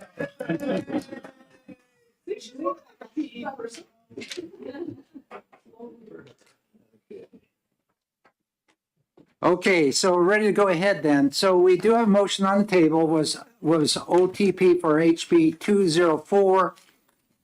Is there further discussion? Madam Clerk? The motion is OTP. Vice Chairman Cordelli. Yes. Representative Lekis. Yes. Representative Ford. Yes. Representative Belcher. Yes. Representative Dry, yes. Representative McDonald. Yes. Representative Noble. Yes. Representative Peternell. Yes. Representative Tenzar. Yes. Representative Myler. No. Representative Cornell. No. Representative Tanner. No. Representative Luno. No. Representative Ellison. No. Representative Woodcock. No. Representative Priest. No. Representative Balboni. No. Representative Cascadden. No. Representative Damon. No. And Chairman Ladd. Yes. Score is 10 yeas, 10 nays. Is there a motion, Representative Myler? ITL. Is that a second on the ITL motion? Representative Tanner. So motion made ITL by Representative Myler and second by Representative Tanner. Further discussion on the motion? Not seeing any. Madam Clerk, would you please call the roll? Motion is ITL. Vice Chairman Cordelli. No. Representative Lekis. No. Representative Ford. No. Representative Belcher. No. Representative Dry, no. Representative McDonald. No. Representative Noble. No. Representative Peternell. No. Representative Tenzar. No. Representative Myler. Yes. Representative Cornell. Yes. Representative Tanner. Yes. Representative Luno. Yes. Representative Ellison. Yes. Representative Woodcock. Yes. Representative Priest. Yes. Representative Balboni. Yes. Representative Cascadden. Yes. Representative Damon. Yes. And Chairman Ladd. No. 10 yeas and 10 nays. Is there any further discussion? Not seeing any. So what we will do is we have no recommendation on this. You'll be writing, who made, Representative Belcher? And Representative Woodcock. Woodcock? I didn't hear him say yes. He died. You ready? I'm ready? Let's do next week, Bert. Yeah, like 4 o'clock, 5 o'clock this afternoon, Yes, sir. or later maybe, because we may be here. Hopefully not. Okay, next one down is 267, relative criminal records checks in school employment. And what was the status on that? I don't know if anything was put on the table when I was out. There was an OTP motion, and had quite a bit of discussion on it. Okay, who made the OTP on that? No, I did that for, criminal record checks. Yeah, So 267. Sorry, my bad. Yeah. So. Yes, and Peternell. What's the? Okay, so we have a motion for ought to pass on HB 267. Was there any discussion that came from the makers of the motion? Did we go through that? Yeah. We did. And the second and all that? Yep. Representative Tanner? I think from the discussion, we also talked about retaining this bill because of some of the. I'm, Mr. Chair, I'm going to vote no on OTP, and I'm ready to have a retaining motion after. Okay, further discussion on that on the OTP for 267? Okay, Madam Clerk, would you please call the roll? The motion is OTP. Vice Chairman Cordelli. Yes. Representative Lickus. Yes. Representative Ford. Yes. Representative Belcher. Yes. Representative Dry, yes. Representative McDonald. Yes. Representative Noble. Yes. Representative Peternell. Yes. Representative Tenzar. Yes. Representative Myler. No. Representative Cornell. No. Representative Tanner. No. Representative Luno. No. Representative Ellison. No. Representative Woodcock. No. Representative Priest. No. Representative Balboni. No. Representative Cascadden. No. Representative Damon. No. Chairman Ladd. Yes. 10 yeas, 10 nays. What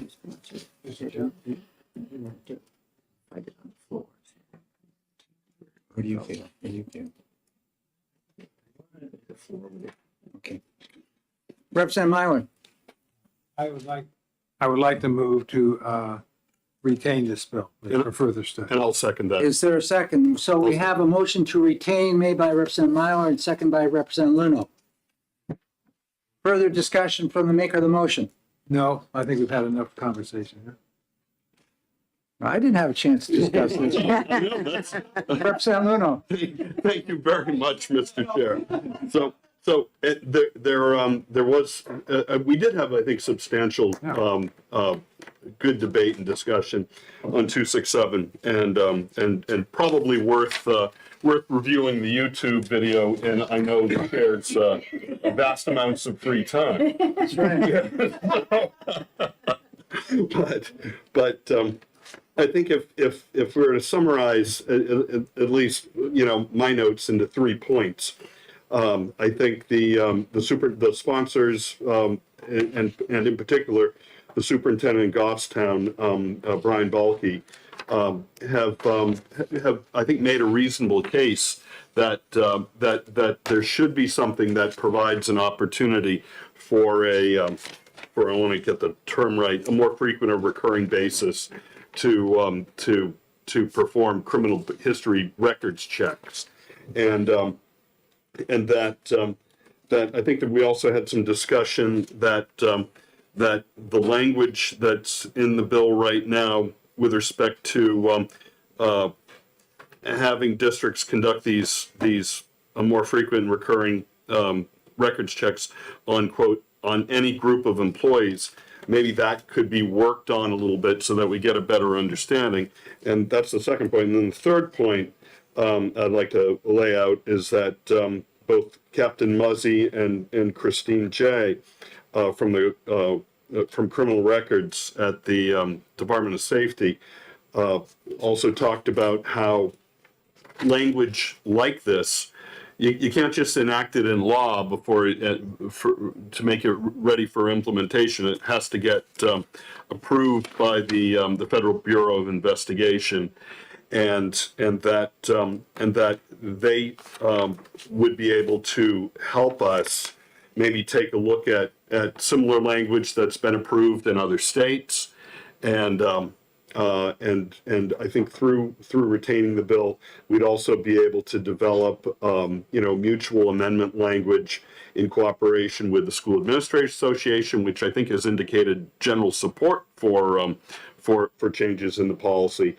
but also other advocacy groups too, and certainly working with the FBI in getting some language that we feel strongly is going to be acceptable to them. So those, I think, are the reasons in my head why I think retaining would make a lot of sense right here. Representative Woodcock. Thank you, Chairman Ladd. I would just like to add to Representative Luno's piece, the other part I thought was substantive with the fact that we hadn't identified who would be responsible for the payment of the fee. For the school district, because they're asking for it, or the employee. I think somewhere in the retaining that has to be addressed as well. Thank you. Is there further discussion? Representative Cordelli. Thank you. I think that there was agreement, I think that this is an important area and needs to be addressed. I think that the bill before us provides for work in collective bargaining. It prevents any individual from being singled out. I think that we should move forward with this. I know that the FBI has to concur with the language, and I believe the testimony was that something would have to be passed before the FBI would actually do that review. So I think we need to go ahead and pass it. Further discussion? Representative Luno? Thank you, Mr. Chair.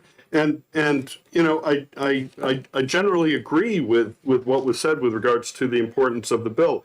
I just think retaining it would allow us to you know, bring forward, rather than a no recommendation, which I don't think tells the right story on 267, bring forward a strong recommendation from this committee based on the testimony that we heard, including that from Captain Muzzy, and also recognize the work that is going to be done, I think, in parallel with this through through Representative McGuire's criminal records check study committee. And we had a number of bills on related in this school safety area last session.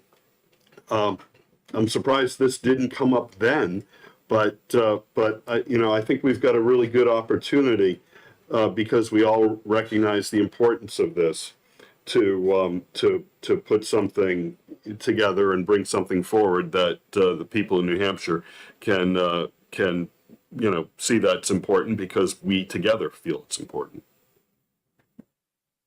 Further discussion from the committee? Representative Cascadden? Just a comment, we had a great discussion on this, if you get a reason, you know, a way to watch it, but this bill as it is yet another unfunded mandate, so that means you know, somebody's got to come up with the money in the district. So it's another unfunded mandate. Is it unfunded if it says may require? And how are you going to be able to do equal opportunity or follow Title IX if it's a may? How are you going to pick and choose? That was part of our discussion. No. It's done by district, and so a district may appropriate the dollars in a budget for that purpose as a whole. Now, if they choose not to do it, then everybody within the district is treated equally. Unless there's a reason it should be done, and your district hasn't budgeted that funding. Yeah. Representative McDonald, did you have a question? No. Are there any further discussion on this one? Madam Clerk?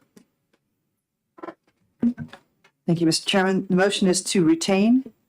Vice Chairman Cordelli. No. Representative Lekes. No. Representative Ford. No. Representative Belcher. No.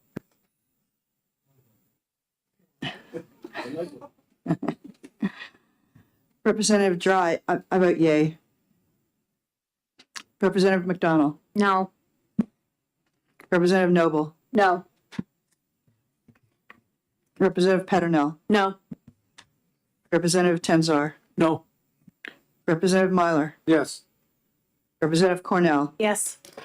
Representative Tanner. Yes. Representative Luno. Yes. Representative Ellison. Yes. Representative Woodcock. Yes. Representative Priest. Yes. Representative Balboni. Yes. Representative Cascadden. Yes. Representative Damon. Yes. Chairman Ladd. No. 11 yea, 9 nays. Okay, the motion passes. We retain that bill.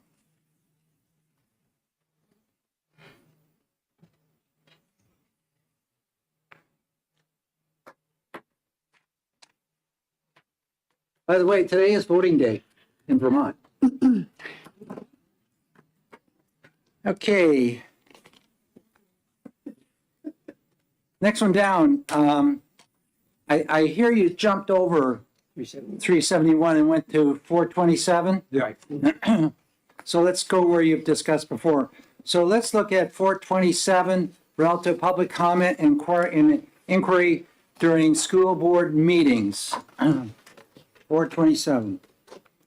Was there anything put on the floor? No motion. Okay, thank you. Okay. So we're looking for a motion. Who's making that?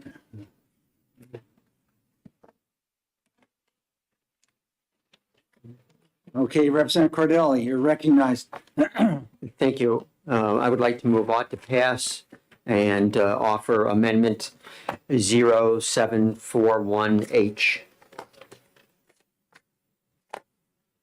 Okay, we have a motion made, ought to pass, and with amendment, what was the number on that? 0741H, and second by Representative Belcher. Representative Cordelli, you're recognized. I think we had quite a bit of discussion with this. I think there was a lot of agreement that there were problems with the original bill. The amendment provides for public input before action is taken by the board. It also provides that the public may offer comment on non-agenda items, and it revises the current statute that says public comment for at least 30 minutes. In the amendment, we say that if there are no speakers for the entire 30 minutes, they can end it earlier, and that speakers should be allowed to speak for 3 minutes at least. Further discussion? Yes, Representative Woodcock and then Representative Luno. Thank you, Representative Chairman. Representative Cordelli is correct. His amendment does make a great stride to improve the bill.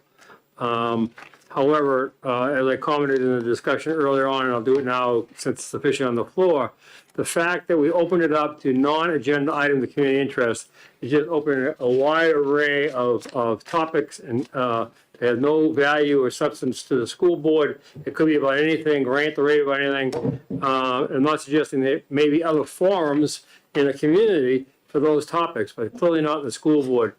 The fact that they have in the amendment that you can address the topic before it's voted, I think that's substantive. I think it's an excellent idea. But opening it wide to non-agenda items of community interest, I think it's a killer on this, and I'd be happy to support this amendment without that line. Thank you. Representative Cordelli, Representative Luno, did you have your? Yeah.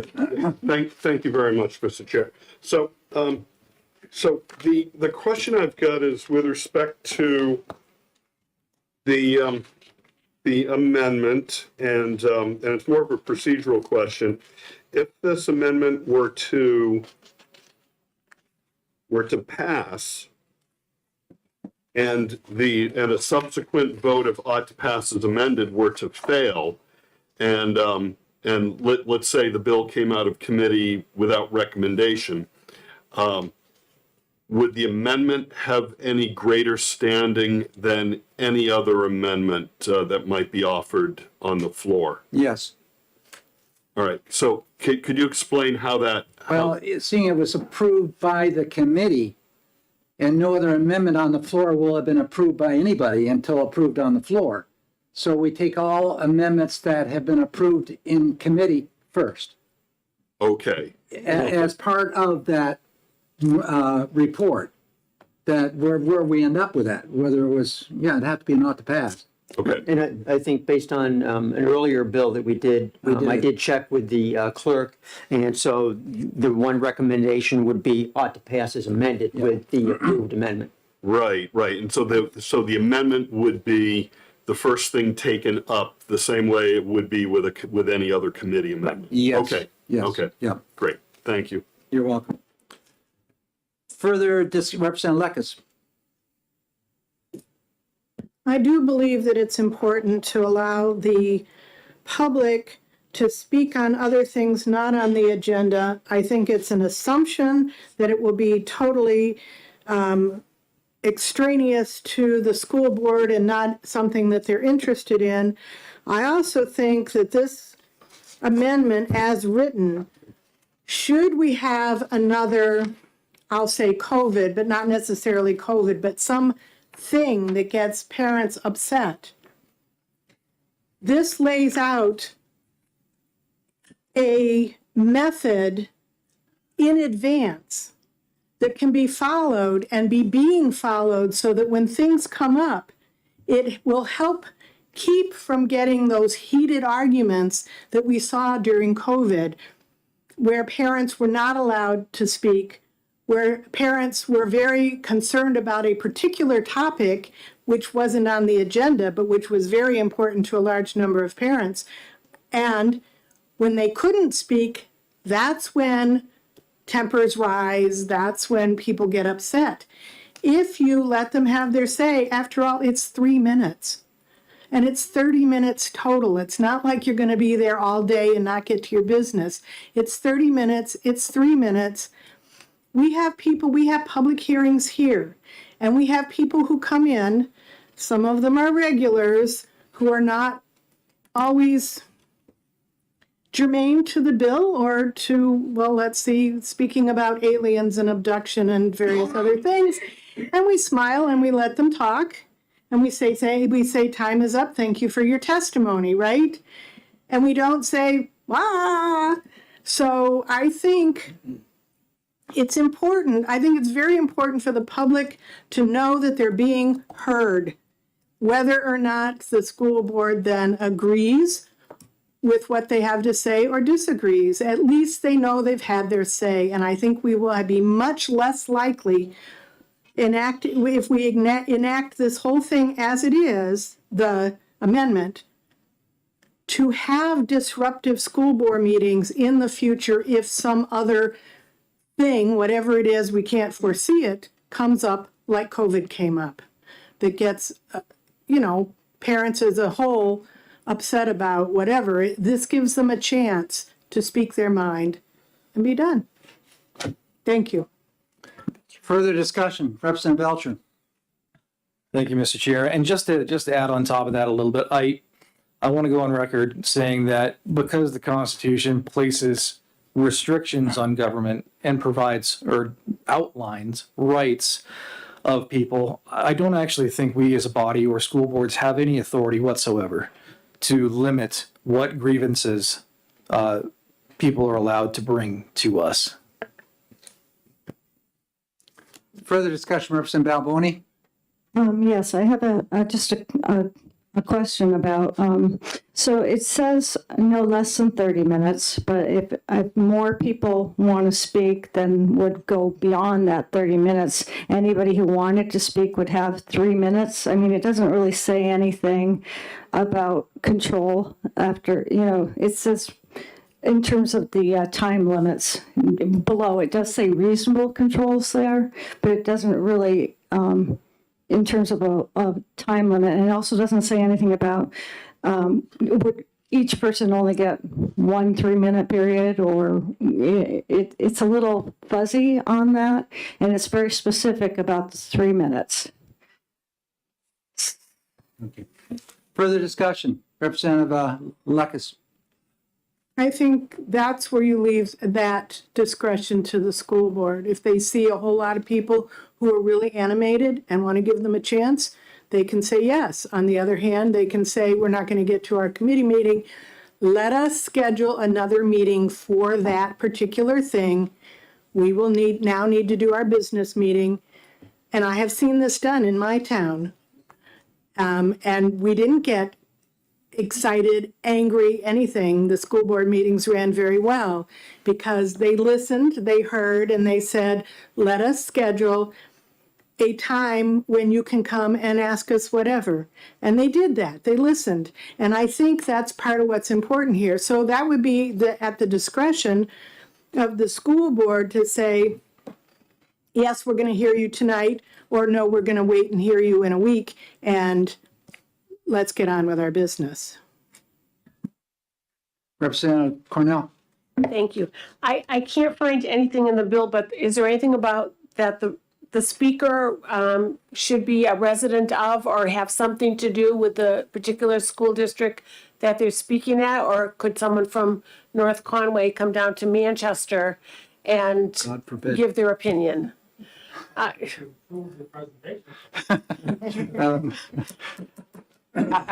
know, know that's- my experience when I chaired the select board in my community and was on city council elsewhere, is that the policies which we establish as a local board, be it select board or city council, and we may adopt Robert's rules, which we did in this particular community here in New Hampshire.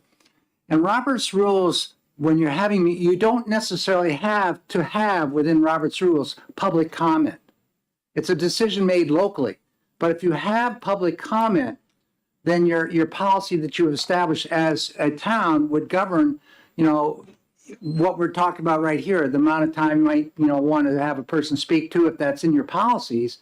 Whether it's about the way I used to run the meetings is they had public comment irregardless of what was on the agenda. And I'm talking about municipal affairs and things such as that. It might be related to a zoning board issue, which they'd had previously, and it's not on the select board agenda. I allowed them to speak. I think it's the best way to deal with the public, to afford them the opportunity to have that option, not to ever shut them down. I don't know if that answered your question or not. Well, no, I wasn't so much concerned about what they were talking about as where they were coming from to talk. Because I know one of the problems during the shutdown was people were traveling all over the state. Okay, I can give you another situation. When Walmart was moving into Woodsville here in New Hampshire, and I was chairing the select board at that time, and of course, Woodsville's right on the river, and Vermont, Wells River is right across. And we had a number of people from Wells River wanting to come in and testify, stand up and speak in front of this packed auditorium about how it's going to cause congestion on their roads. They want traffic lights put in by us. I would not allow the people from Vermont to speak. I told them, submit your testimony in writing. So we took testimony only from the residents of Woodsville, Haverhill, and those towns which surround in New Hampshire. We did not allow people out of state to speak. But there's nothing in this bill that says the school board would have the right to do that. If somebody introduced It's themselves. local policy. Nothing that says it doesn't. They can do that if they want to do that. That's a local Well, decision. if it's a local decision, do we need this bill? Couldn't each district do their own policy and do their own? So do we even need this then, if each district can do their own Okay, policy? we're just being called too, so we're going to be in a discussion mode here because we're just starting 529. And then 601 following that. So this is a policy decision, a local decision. You know, you could say that, yeah, it's up to the local board to decide, you know, how many minutes we're going to give. I do that daily here when you as a presenter come in. I allow you 10, 15 minutes if it's necessary, but subsequent testifiers may only get 3 minutes. I guess that's going to be your decision. Yes, we know. Where are we on this? Yeah, so 601 and 529 are going to be coming up soon. They're looking at 430 and 626. Right now, I think that'll be fairly quick. Those are the EFA guardrails. Do we have anybody going down for those? or I not? need to get down there. That's what Mickey was here. Are there any bills we can take up quickly and knock off so we don't have to do them tomorrow and recess the rest? Have they started those bills yet? They're on a 10-minute recess right 10-minute recess. Let's So try to wade. we've got about 5 minutes. Let's try to wade through this right Yeah. here. Okay. Okay, so we're going to take a caucus right now. Let's gather in the office.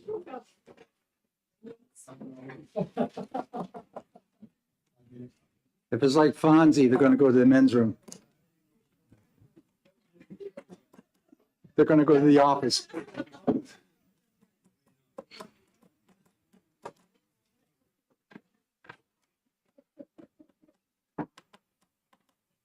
This is like the craziest day in the LOB. I know it. It is. There's too many things going on. that's what I'm talking, yeah. Wild over there.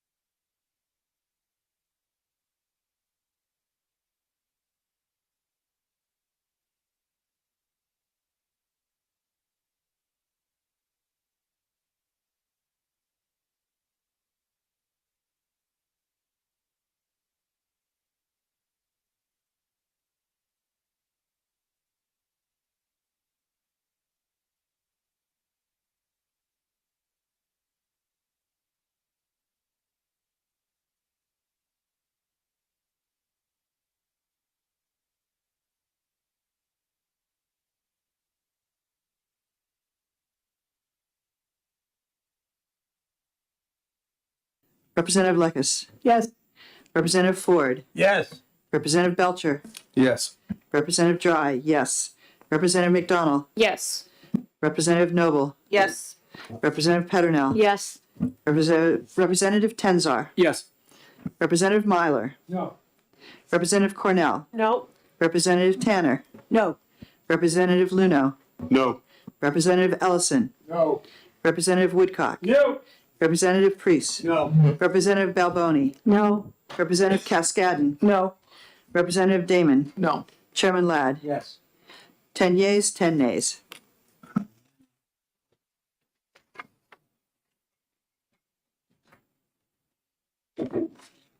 Okay, the amendment fails.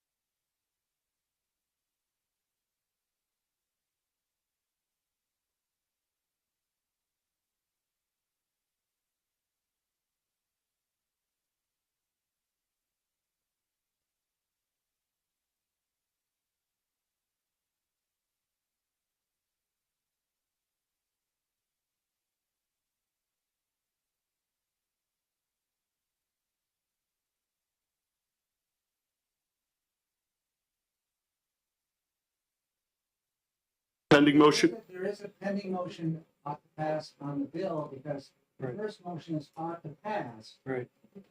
Then we vote on the amendment. The amendment failed. So we still have the motion ought to pass on the table. So Yeah, Mr. Chair, if the ought to pass motion fails, I will offer a motion of ITL. further discussion.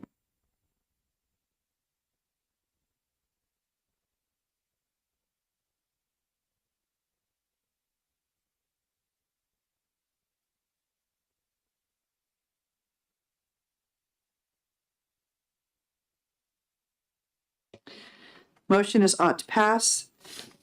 Vice Chairman Cordelli.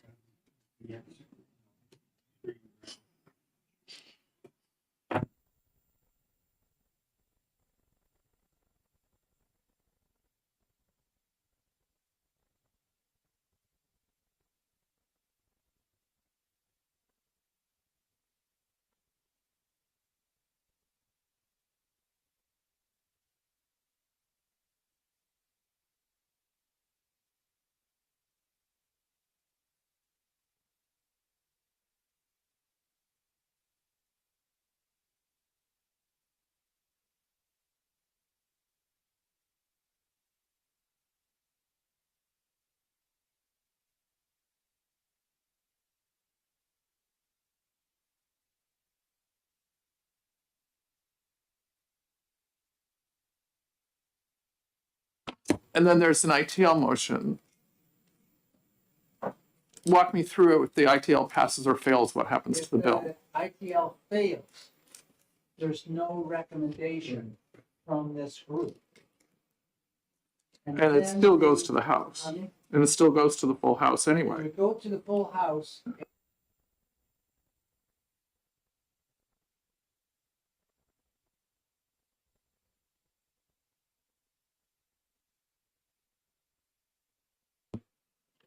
Matt? Yes. I think I need to direct this question to Representative Cordelli, and I'm revisiting from the morning discussion. Well, Yes. hold on, we have a motion on the table. Ought to pass. Yes, we do, yes. The amendment's dead. So there's no discussion right now, I'm just trying to get procedure out, so you're aware of that. So we have a motion to ITL, who made the motion? There's a No, ought to pass, is it? Pat. If it goes ought to pass to the, excuse me, no recommendation to the full house, the amendment could be brought as a for amendment, could it not? Yes.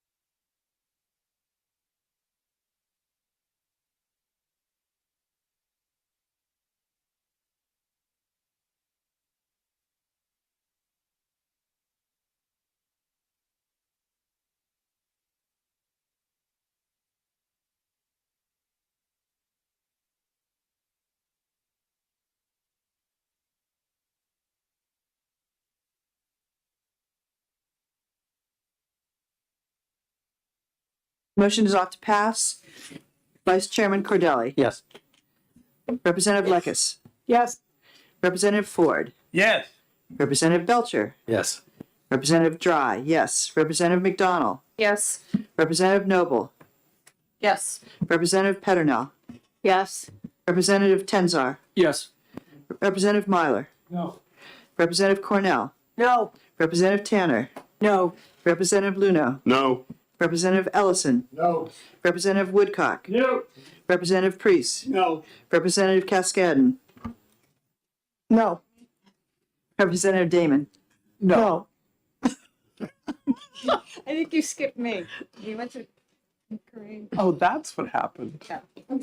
Balboni. I said Balboni. I got it. You got Balbonia? Did I say something? No, you didn't. Well, I wrote it down. You knew which was right. Where are you on that right now? I have 9. I'm waiting for Representative Damon No. and Chairman Ladd. Yes. And I have 10 to 10. Thank you. I'm sure. I'll make a motion of ITL. Hang on. Is there a second? I second it. Okay, we have a motion made by Representative Luno for ITL and second by Representative Priest. Okay, Luno. And Any further discussion from the maker of the motion? No, I think we're good. You good too? just 1 second. Second? Okay, so any further discussion from the committee? Madam Clerk, would you please call the roll? Okay. Motion is ITL. Vice Chairman Cordelli. No. Representative Lekis. No. Representative Ford. No. Representative Belcher. No.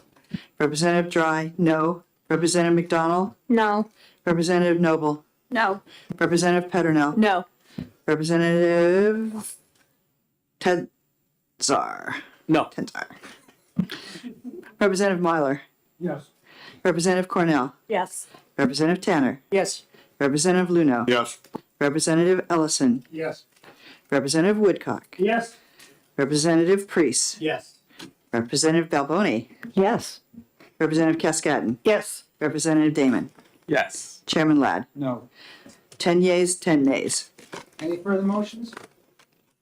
Not see any.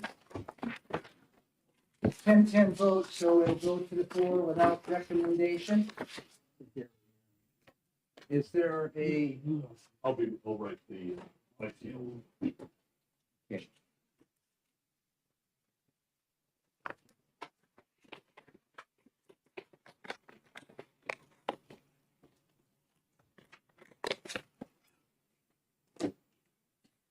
okay.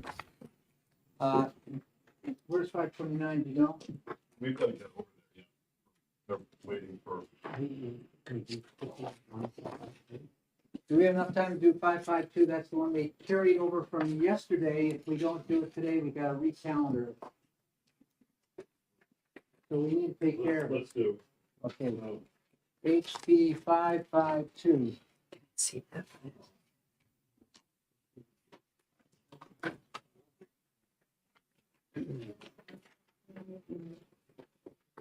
What's the title? It's second grades.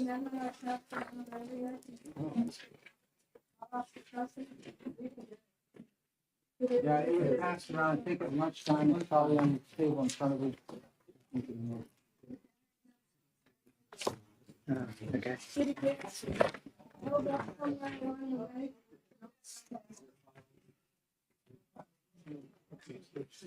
Three. Okay, the way we'll do this, we'll have a motion put on the table, and then we will have the discussion. If there is an amendment, the amendment will come up in that discussion. Let's have the amendment put forward. Not the amendment, the bill. The bill. So I would move ought to pass on HB 552, and there is an amendment. Is there a second to the? Second. Made by Representative Lekis. Representative Lekis, do you have discussion or amendment? I have an amendment 0798H. And I would propose ought to pass on that amendment. Is there a second? Second. Representative Ford, seconds that. Made by Electus, second by Representative Ford.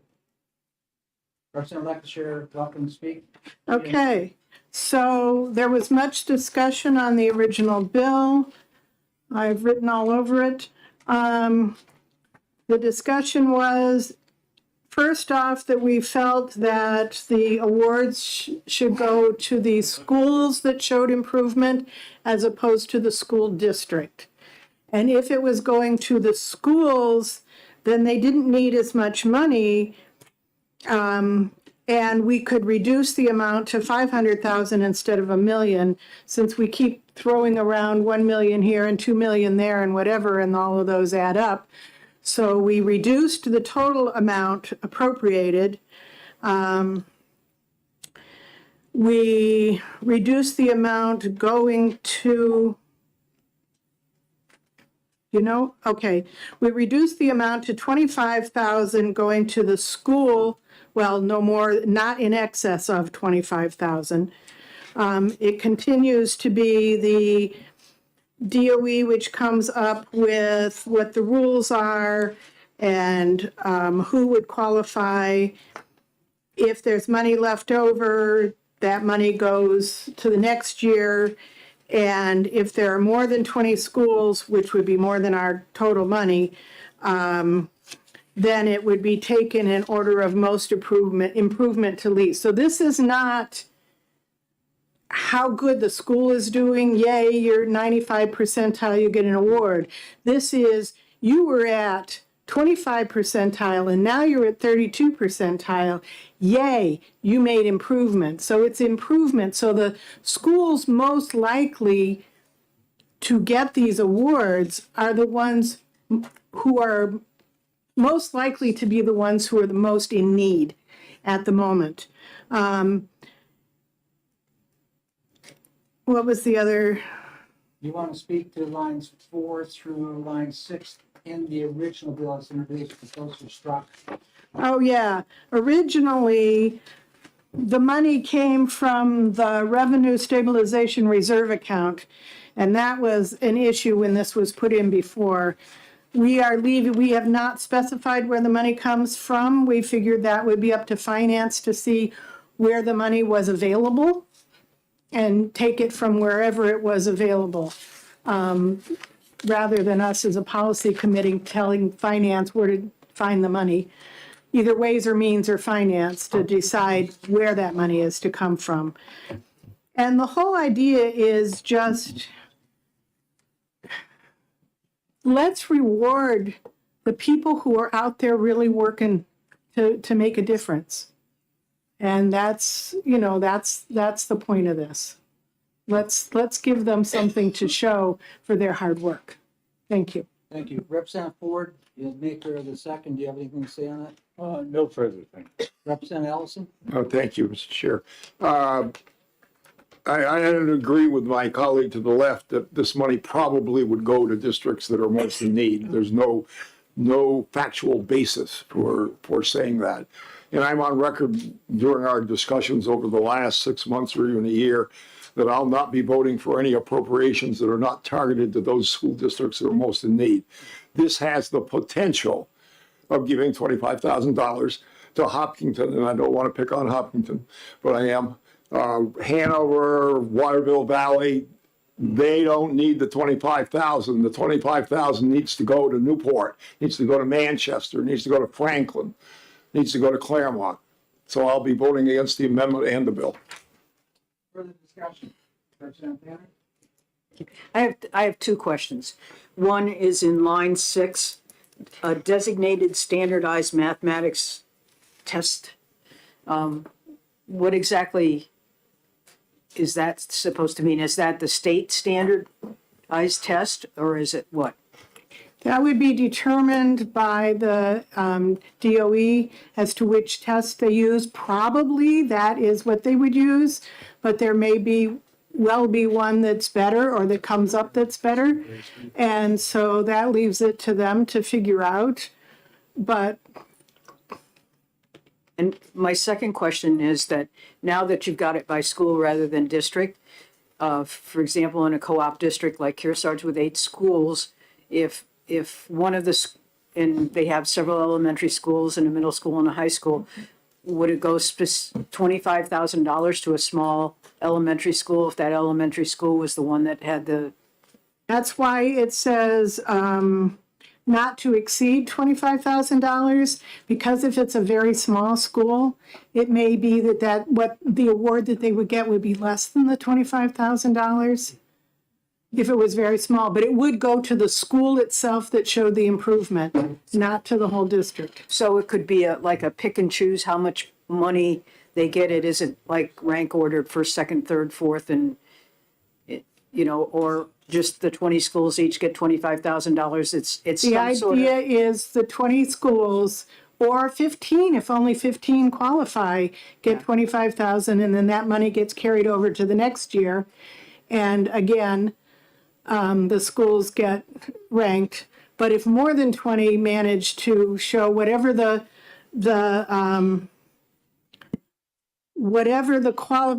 qualifications that are set forth are, must improve by X amount, but it's to take into consideration the size of the school, the population, all of that in making those criteria for who deserves an award, and then those that qualify. But if you end up with 22 qualifying, well, we haven't put enough money away for 22, so we're going to take the 20 that show the most improvement. And the reason, well, I was going to go ahead. So I really appreciate that you've moved it to improvement rather than, just total performance. So that's a big thing. But I'm kind of a little bit hesitant about the unintended consequences, like for New London Elementary, as part of 2 or 3 elementary schools in the district, all of a sudden gets $25,000. What that's going to mean, and whether it's going to go just to that elementary school and not the other elementary schools. Just I see some unintended consequences with that. I think there's a misread here about how we're interpreting this. It says not to exceed 25 grand. So it can be up to, it could be an award of $5,000, let's say to a smaller school, or 10,000. And the money that's not used in that first year is used in subsequent years to hand out to the schools which are showing growth in those subsequent years. I understand that concept. Yeah. My problem is that I guess, and you're saying you're leaving it up to the DOE for all this criteria, but so do you have a list of, okay, not only the improvement, but is it a mathematical equation about the size of the school, the amount of improvement, the number of pupils? I just think it's. That's the last sentence there in the bill. It describes Yeah, that. That'd be done by right, the rulemaking by the gonna- department. Commissioner's going to do it. Yeah. Further discussion, Representative Damon.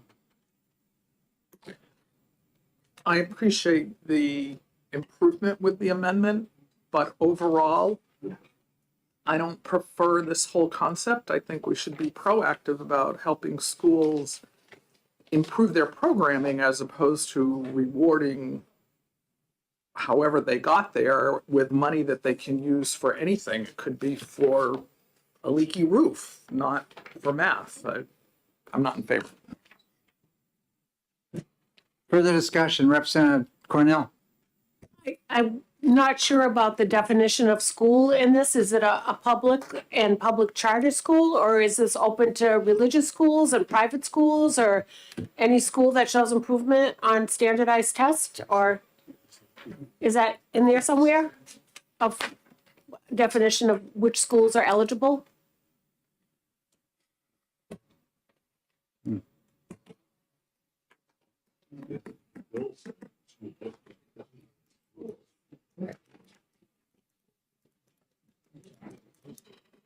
Yeah, the idea, yes, it had said school districts and we changed it to just schools because we wanted the individual schools within the school district. And so it says schools, but you're right, having taken districts out. Do private schools take the standardized tests? But I was wondering who the DOE would actually, I mean, that also could be in the DOE rules that says public and public charter. But this doesn't say that. This No. just says school. So it could be religious, private. Well, except that it also says shall communicate with school districts and shall adopt such administrative arrangements as necessary to implement this section. So that still keeps the idea that it's schools within school districts. Go ahead, Representative Cordelli. Yes, department doesn't provide funds to Your mic private is off? schools, non-public schools at this point, so I don't see how that would enter into this. The only question would be whether it includes charter schools or not. Further discussion, Representative Dry? Thank you, Mr. Chairman. Where is this supposed to sit in the RSAs?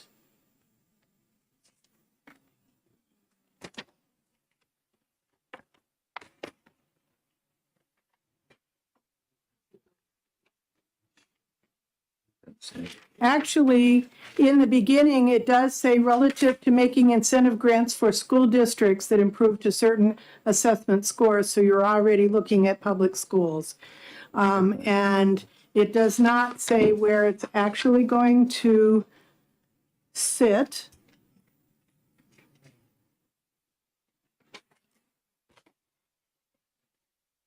Further questions? Rep. Peternell had her hand up a number of times. I was just going to say, I think this bill gives schools the opportunity to innovate and to be creative at the local level in order to decide how they want to improve in order to achieve these, we're not calling them awards, but these rewards for their improvement. Representative Lekis? Yeah, we like to believe that everybody always works at their 100% best all the time. But what reality tends to show is people work to incentives, whatever the incentives are. If you give them disincentives, they tend to not do. If you give them incentives, they tend to do more. It's the nature of people.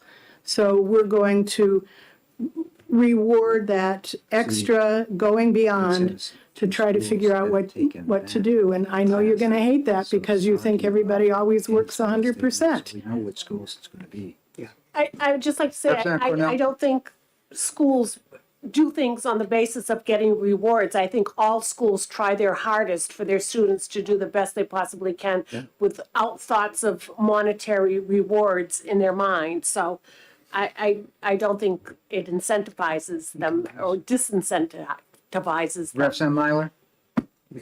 Thank you, Mr. Chair.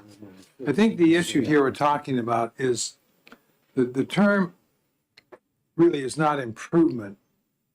The term really is growth. What is the growth of a particular school as it relates to their test scores, et cetera? That's just an aside. Further discussion? I'm not through yet. Thank you. The other concern I have here is that this, again, is another incentivized program that negates the issue of the funding of schools in general. And I have a problem in supporting this without the kind of commitment. Right now, we're what, 24% of state funding the schools? And to me, this just again begs the question of what is the state commitment to funding schools in a proper way. And this is just another incentivized program that just continues to advocate that and not really deal with the basic issue of funding of schools in general. Further discussion? Not seeing any further discussion, Madam Clerk, would you please call the roll? It's an amendment, right? On the amendment, 0798H. This is an amendment to HB 552. Vice Chairman Cordelli, Yes. Representative Lekis, Yes. Representative Ford, Yes. Representative Belcher, Yes. Representative Dry, yes. Representative McDonald, Yes. Representative Noble, Yes. Representative Peternell, Yes. Representative Tenzar, Yes. Representative Myler, No. Representative Cornell, No. Representative Tanner, No. Representative Luno, No. Representative Ellison, No. Representative Woodcock, No. Representative Priest, No. Representative Balboni, No. Representative Cascadden, No. Representative Damon, No. Chairman Ladd. Yes. 10 yeas, 10 nays. Okay, there's no recommendation on that. I'll have to pass it down. Now we're back to the main bill as introduced.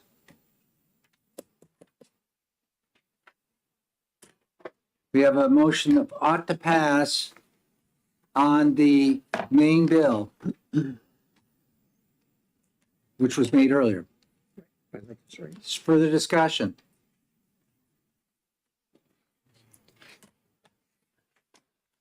I have a problem with the main bill. Any further discussion?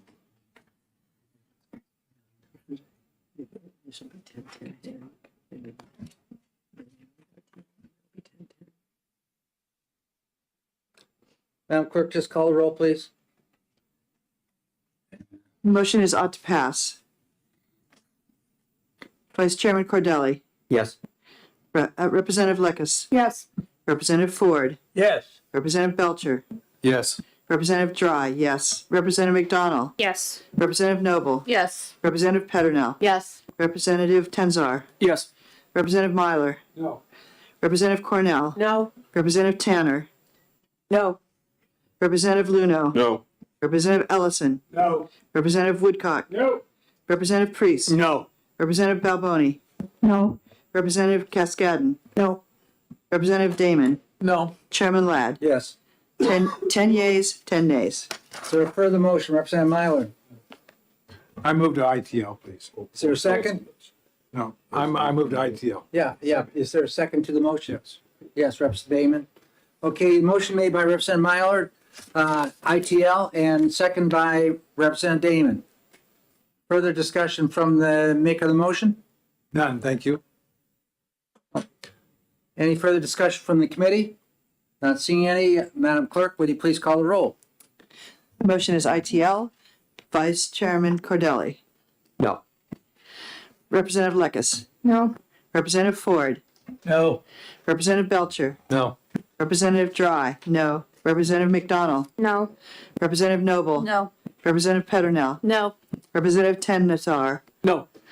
Representative Myler. Yes. Representative Cornell. Yes. Representative Tanner. Yes. Representative Luno. Yes. Representative Ellison. Yes. Representative Woodcock. Yes. Representative Priest. Yes. Representative Balboni. Yes. Representative Cascadden. Yes. Representative Damon. Yes. Chairman Ladd. No. 10 yeas, 10 nays. Are there any further motions? Not seeing any. So it'll go to the floor without recommendation. Representative Ellison, you're writing that? Okay. You were just informed? Did he inform you that he's going to write it for you? Okay. And Representative Lekis, thank you. Can we find out what's going on with 529 right now, Representative?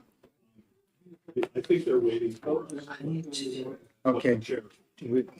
We just sit, wait for you guys to finish, or do you? I think this got to go quickly, so I'd like to be able to finish a couple more of those bills today. Let's see, we have State Board, we have 1, 2, 3, 4 to go still. 4? Well, did we do 451? No. No. 451, 625, and 629. Oh, we did 550? Yep. Okay, that's right, I got to cross that out. Okay, so we have 3 bills to go. Yeah, we ought to try to wipe them out. Let's go down, we'll go down, figure out what's going to 550, or, yeah, 529 or 620, is it not? 629. 629 and, Right. yeah, That's gonna be- no, not, for that down there, Oh, down 529. division. Yeah. And then get back here and get these other bills taken care of, because we're at 220 right now.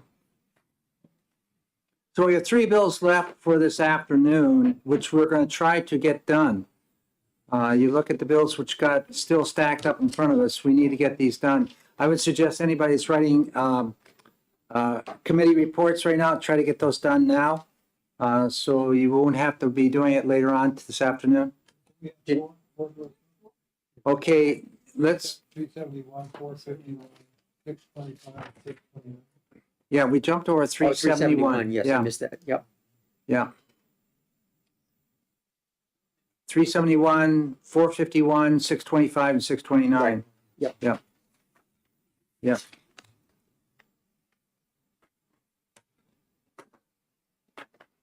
We'll make some interim copies of these for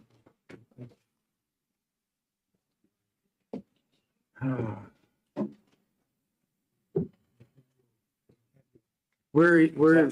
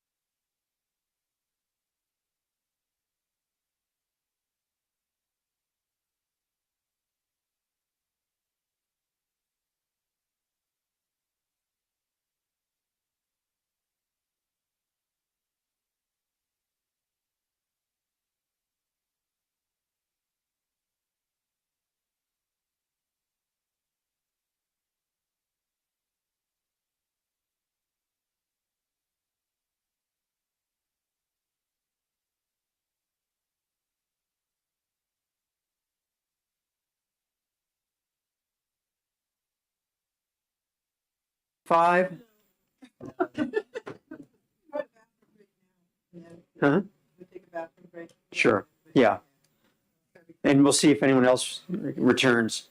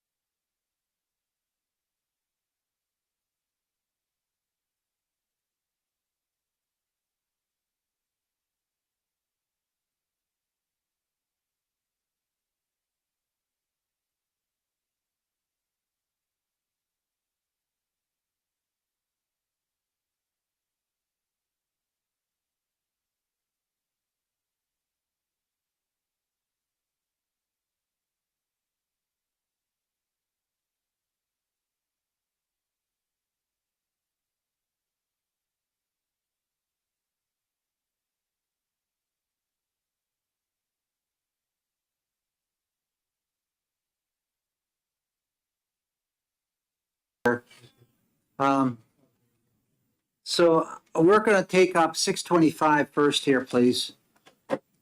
625 is a bill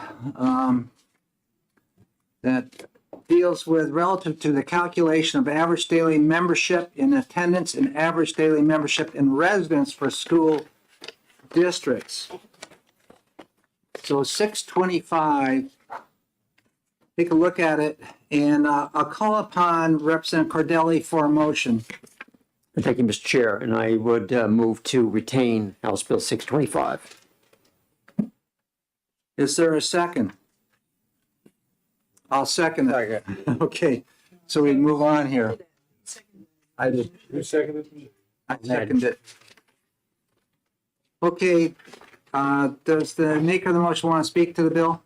Just briefly, I think that there were some concerns expressed during the hearing, especially about the elementary and middle school levels possibly, and figuring out courses in those grade levels that I think that we could work on and look for a solution, and that was the reason I moved to retain it. I have no discussion. Is there further discussion on this bill? All right, Madam Clerk, would you please call the roll on this one? Motions to retain, Vice Chairman Cordelli. Yes. Representative Lekes. Yes. Representative Ford. Yes. Representative Belcher. Yes. Representative Dry, yes. Representative McDonald. Yes. Representative Noble. Yes. Representative Peternell. Yes. Representative Tenzar. Yes. Representative Myler. Yes. Representative Cornell. Yes. Representative Tanner. Yes. Representative Luno is not. Yeah, no, I'm Oh, you're here, here. yes. Okay, can't see you. Good. Representative Luno. Yes. Representative Ellison. Yes. Representative Woodcock. Yes. Representative Priest. Yes. Representative Balboni. Yes. Representative Cascadden. Yes. Representative Damon. Yes. And Chairman Ladd. Yes, 20 yeas. thank you. Consent, okay? Thank you. Oh, excuse me, yeah, that's right. We're not going to do that. Okay, next bill is, Yes. Yep. Happy birthday to you. Happy birthday to you. Happy birthday, dear Kristen. Happy birthday to you. Thank you, everybody. yes. It's a heck of a place to celebrate, isn't it? Okay, going on to next bill, 371. Establishing a commission to evaluate and recommend standards for public schools, 371. That is, I think, Representative Luno's bill. No. No, it's not? Oh, yeah. Okay. I should turn. I'm sorry, 371.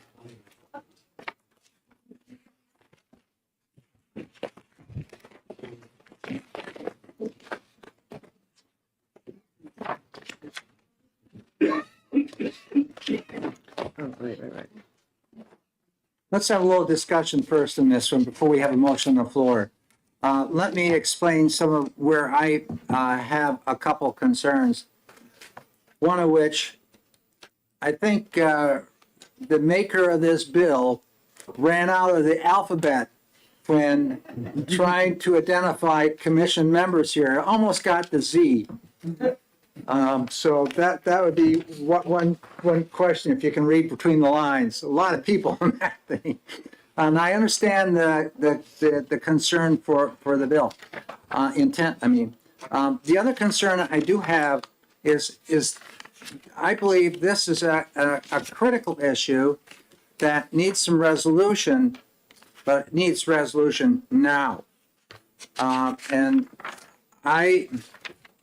I'm anxious, once we start getting the minimum public school standards for minimum public school approval, that in table here in front of us, then we got to start looking at that. And one way we can do that is having the legislative oversight for improvement and assessment, or ourselves doing it as a subcommittee, looking at this right now, inviting people in to work on this.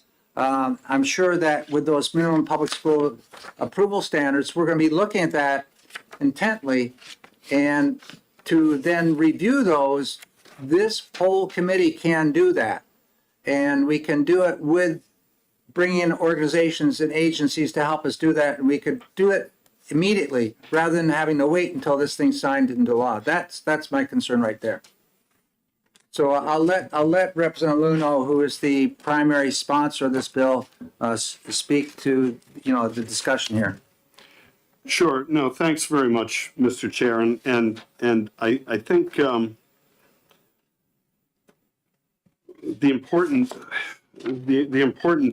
piece in 371 is on page 2 after we get through the 26 letters of the alphabet, when it talks about what the commission shall do, and it begins with reviewing the minimum standards, and then goes on to determining whether the current minimum standards provide, and then it goes on to identify trends and disparities in the state, across the state, in student performance, and we certainly have a lot of evidence that exists, but it actually charges the commission with specific duties that sure, the education committee could take that up, but we're not charged with taking that up. This would actually put into law that this commission has the authority to review and determine whether the minimum standards provide an opportunity for an adequate education for all students. I think probably most of us recognize, and I think Representative Myler probably want to speak to it a little bit, I hope, that the Department of Education is currently undergoing a redrafting, actually wholesale changes to the minimum standards for public schools.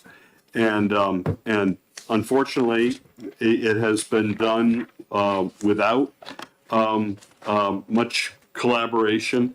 It has been done out of view from members of the public. It's been done out of view from superintendents and teachers and school administrators.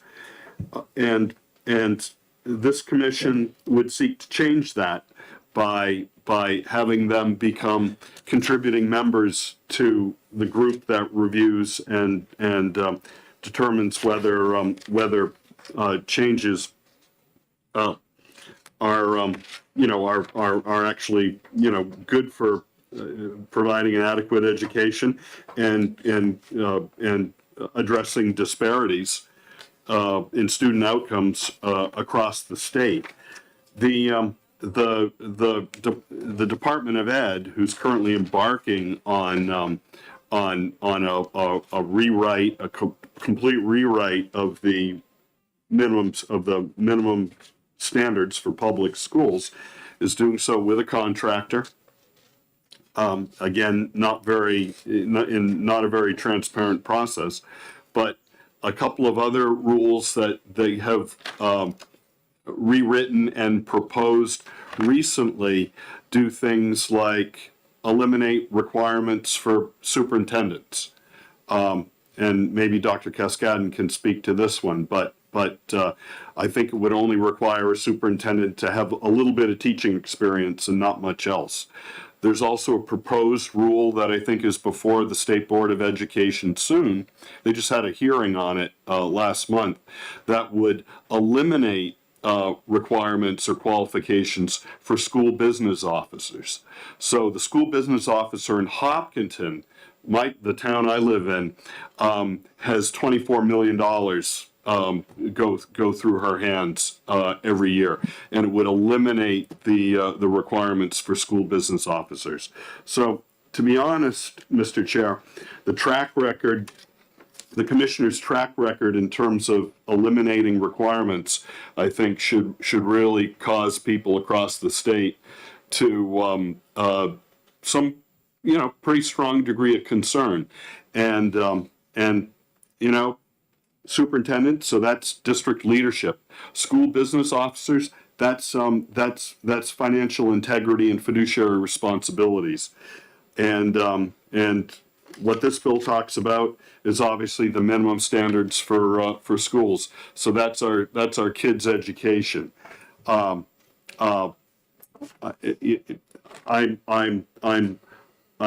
wholeheartedly support what the chair suggests, that this committee get involved in it, but at the same time, having a statute that says that it is the responsibility of this commission to do it. And there's no rush to do it. We don't need to run, full speed into a brick wall when it comes to the minimum standards. We have time for this bill to go through the legislative process, to be signed into law by the governor in June, for the commission to be named over the summer, and for it to start meeting in the fall. And I think the timing of that would be really good, considering that may be similar to the timing when the department's contractor begins to disseminate the draft changes of the rules. This committee was promised how many weeks ago that we were going to receive the draft rules by Friday. Oh, you'll have them on Friday.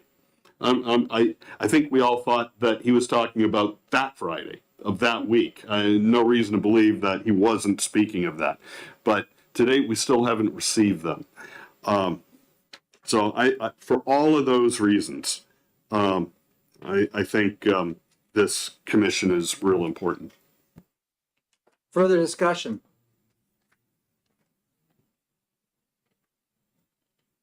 Representative Cascadden? Thank you, Mr. Chair. I think it's a good idea to work through this, as you mentioned and Representative Luno did, because it was created without a teacher as the representative, and who best is in the field is a classroom teacher.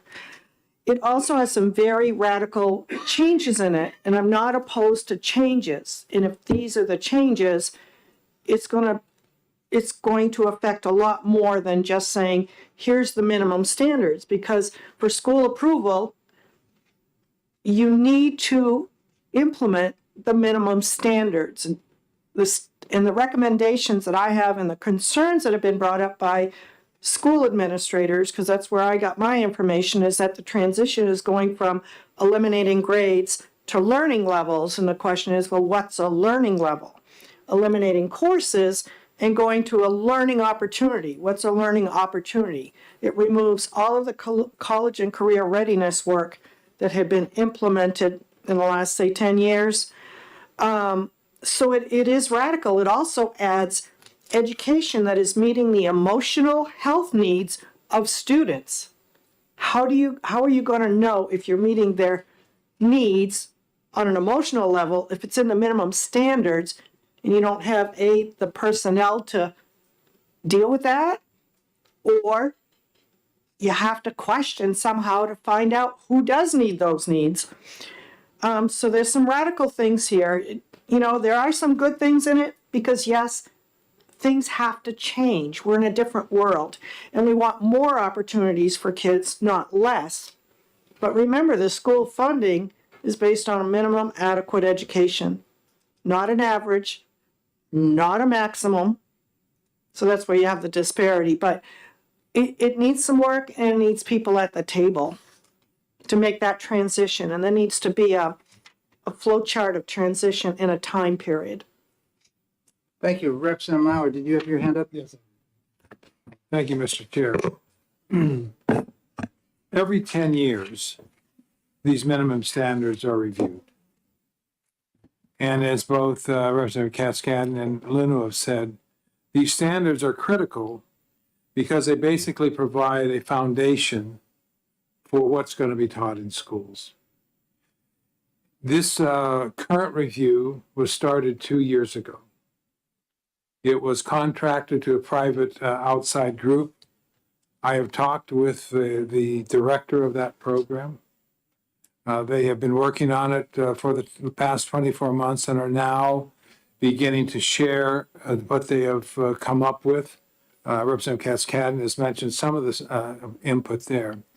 The dilemma that I think that's taken place here, that there has been developed within a certain cloud of secrecy, and that's what's caused a lot of angst within the school community about what really is going on. And it is just now that it's beginning to emerge to try to include people to get input from them. I know that they've had a chance to meet with the ASCD, which is the Association of I'm not sure if it's curriculum directors. It's the folks who basically deal with curriculum out in the field.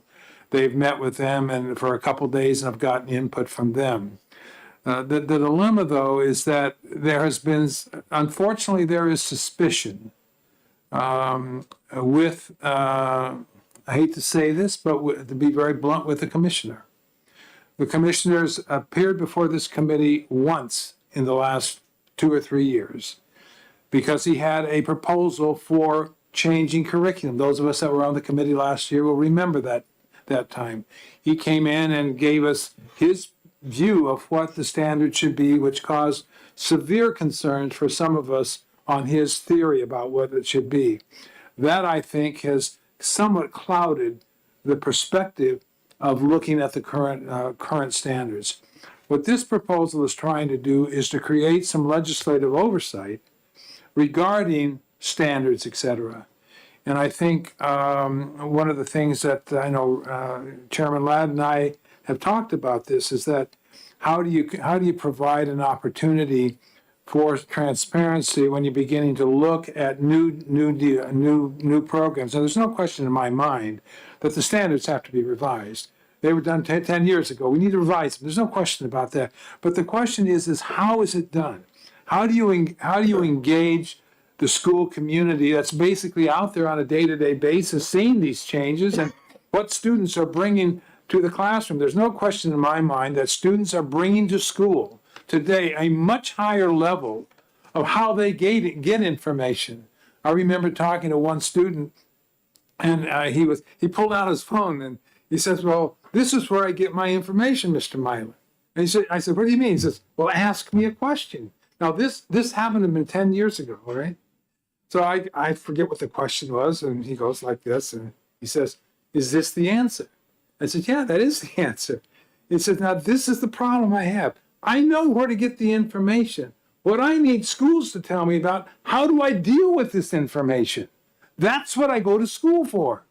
So as we begin to look at those kinds of transitions of opportunities for what students bring to the school right now, and what teachers have to deal with from a technology standpoint of availability of information, how do we deal with those standards? And I think what we're trying to do here in this particular proposal is to provide some oversight and some transparency of how we begin to look at these things in a much more global fashion, rather than having 5 or 6 people sitting over here in a cabal, excuse me, it's my editorial, but as they try to develop this without engaging other people in the community until after the thing has kind of been set in stone. So my hope is that this kind of a commission would provide a much greater transparency on an ongoing basis, not just necessarily on a 10-year basis. Thank you, Mr. Chair. I'd like to just make a couple comments here that, first of all, the legislation that came before the House in the previous year that the representative just spoke to was brought forward by representatives. I was one of them.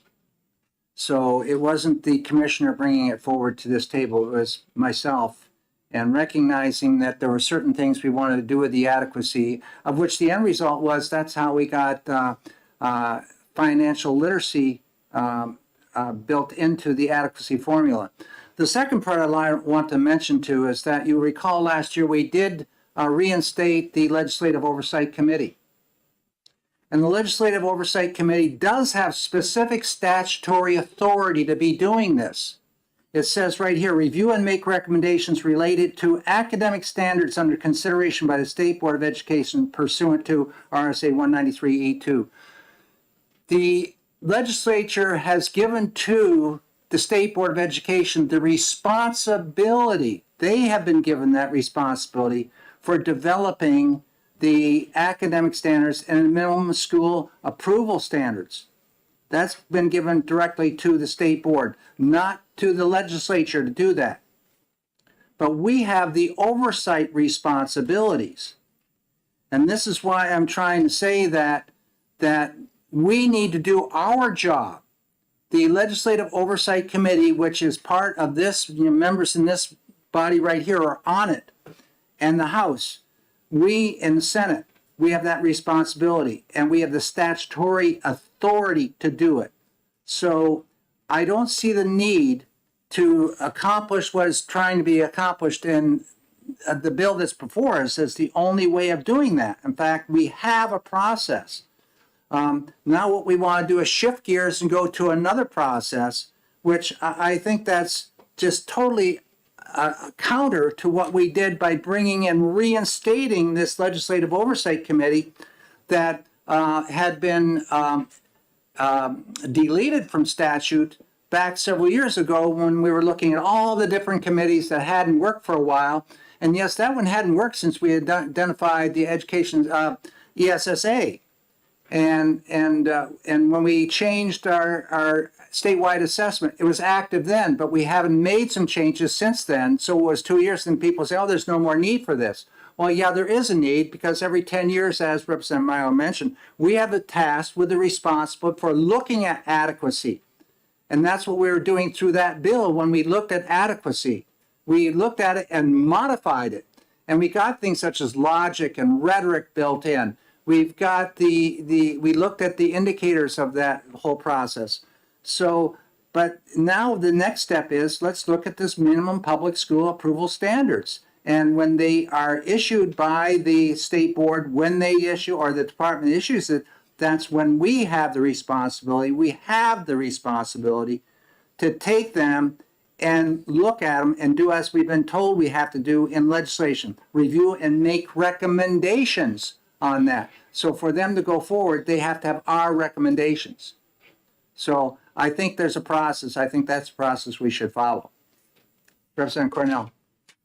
The Legislative Oversight Committee, we met on Tuesday, January 10th, and we were told on that date, that was a Tuesday, that on Friday we would have an updated copy of the 306 recommendations.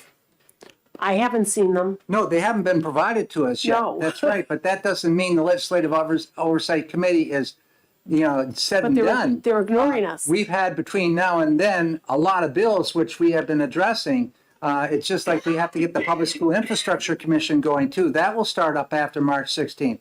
We had the Legislative Oversight Improvement and Assessment Committee of Oversight that I just mentioned. I have it written down to get that scheduled for right after March 16th here. Will we have a copy of the 306 recommendations? That's going to have to come from the state board. I can't guarantee anything because we've asked, but those are going to eventually have to come out. And when they do come out, that's when our job will begin. Because they did tell us on January 10th that we would have them by that Friday. I can recall so I'm not negating that. I'm just saying that that's all the more reason why we want to be looking at that. But we have all these responsibilities the Oversight Committee has. We've listed them from A to L that we have responsibilities to do. We need to follow those responsibilities in the process that's been set up. I don't see the need for going for 371. Representative Tanner. Thank you. I have a question about the Legislative Oversight Committee. Is that an oversight committee in general for everything, or is it specifically for the minimum standards? Because my thought is that this commission is specifically for the minimum standards. And what I like about it very much is that that it does have almost all the letters except Z, on being inclusive. And, you know, back in the dinosaur age, when I first came to New Hampshire to teach, I started teaching in an open concept school, which was very state of the art at the time. There were only 7 schools in New Hampshire that were open concept at the time. Charlie Marsden was the commissioner of education at the time. And I remember spending the whole year before we actually went into the school to develop curriculum, to develop procedures. The State Department came once a week to meet with the faculty that was going to go to that particular high school, so that when the first day came, everybody was pretty much ready and pretty much going. And we talked about the community response to that. I mean, it was such a large, inclusive deal. This one sounds like all of a sudden they're going to unveil the minimum standards, dump them on the table, and I don't know if your legislative committee has other things to look at and be oversight besides this, but it doesn't have the, you know, the different members, the representative of the charitable unit, it doesn't have a school nurse, it doesn't have teachers. And the State Board of Education is set up so that there's no one with current educational responsibilities. So it's like, I just feel as though the commission would be great, and it would soften the load of this whole thing on, particularly on teachers and on schools and on implementation. Further discussion from the committee? Yes, Representative Damon. Very simple. What is the RSA for the Legislative Oversight Committee that you're referencing? 193-C:8-A, Legislative Oversight Committee, Statewide Education Improvement and Assessment Program. Thank you. When we identified with the new math standards, those math standards were approved by the Legislative Oversight Committee. They could not use those math standards until that committee had approved them. So the committee has been used before in this regard. Now, I don't know why we want to diverge and move off course. Yes, that committee can pull in as many people and as many organizations that are required to review, can hold hearings, can do the whole 9 yards. And it can start right off as soon as those standards are approved. If you're going to wait for this bill to get, it's going to be, what? The effective date is, this section is shall take effect November 2027. Yeah, I think there's some problem with the effective date. So we're talking about effective date November 1, 2027 on this bill. You know, it's, so it's, you know, personally, if you want to have ability to do something and recommend on them, the quickest way and the statutory way to do it is with the Oversight Committee, which we and Representative Lindell, you and I crafted this language last year. Mm-hmm. Representative Damon. So 2 things, and please correct me if I'm wrong. The date on HB 371 of 2027 is only for the repeal of number 2. The actual first report is November 1st, 2025. It's much sooner. Preliminary report, June 1st, 2024. Separately from that, just in a quick looking at the Legislative Oversight Committee, the membership of that is completely different from the membership proposed here, and in my mind it is much less comprehensive.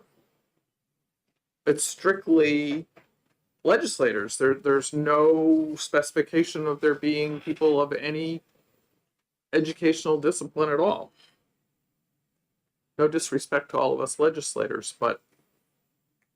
Well, in response to that, we've had these committees before, and we pull in all kinds of people to testify and assist and participate. They don't all have to be listed we have brought them in. I can remember numerous committees which we've had on curricular areas. We brought in the specialists, be it the people sitting right there, person sitting there right now from the school boards. They've been active participants in the past. We've had various organizations come in that are in support of reading or mathematics come in and speak to where we are, where we need to go. So this doesn't eliminate you from using those. It's the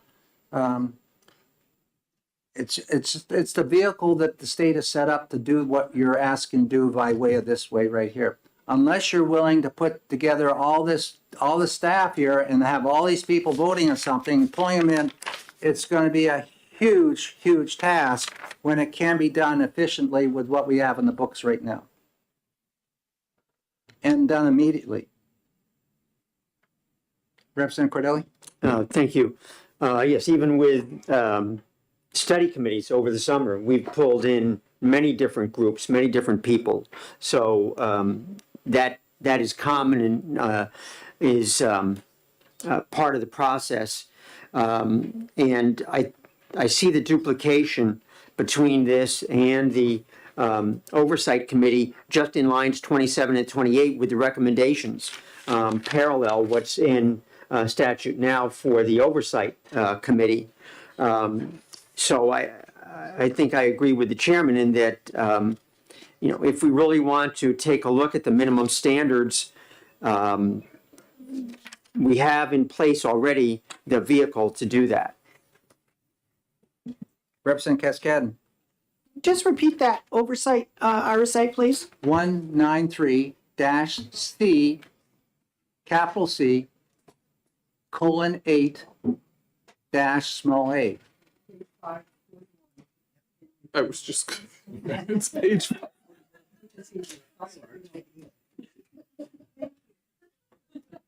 Representative Tanner?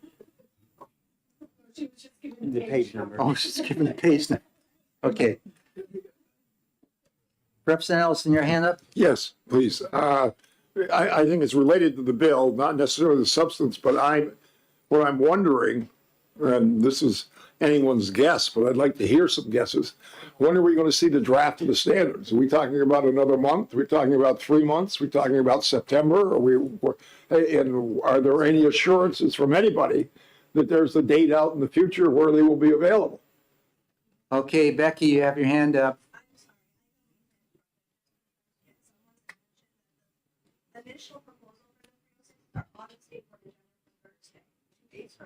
Okay. They're in the public.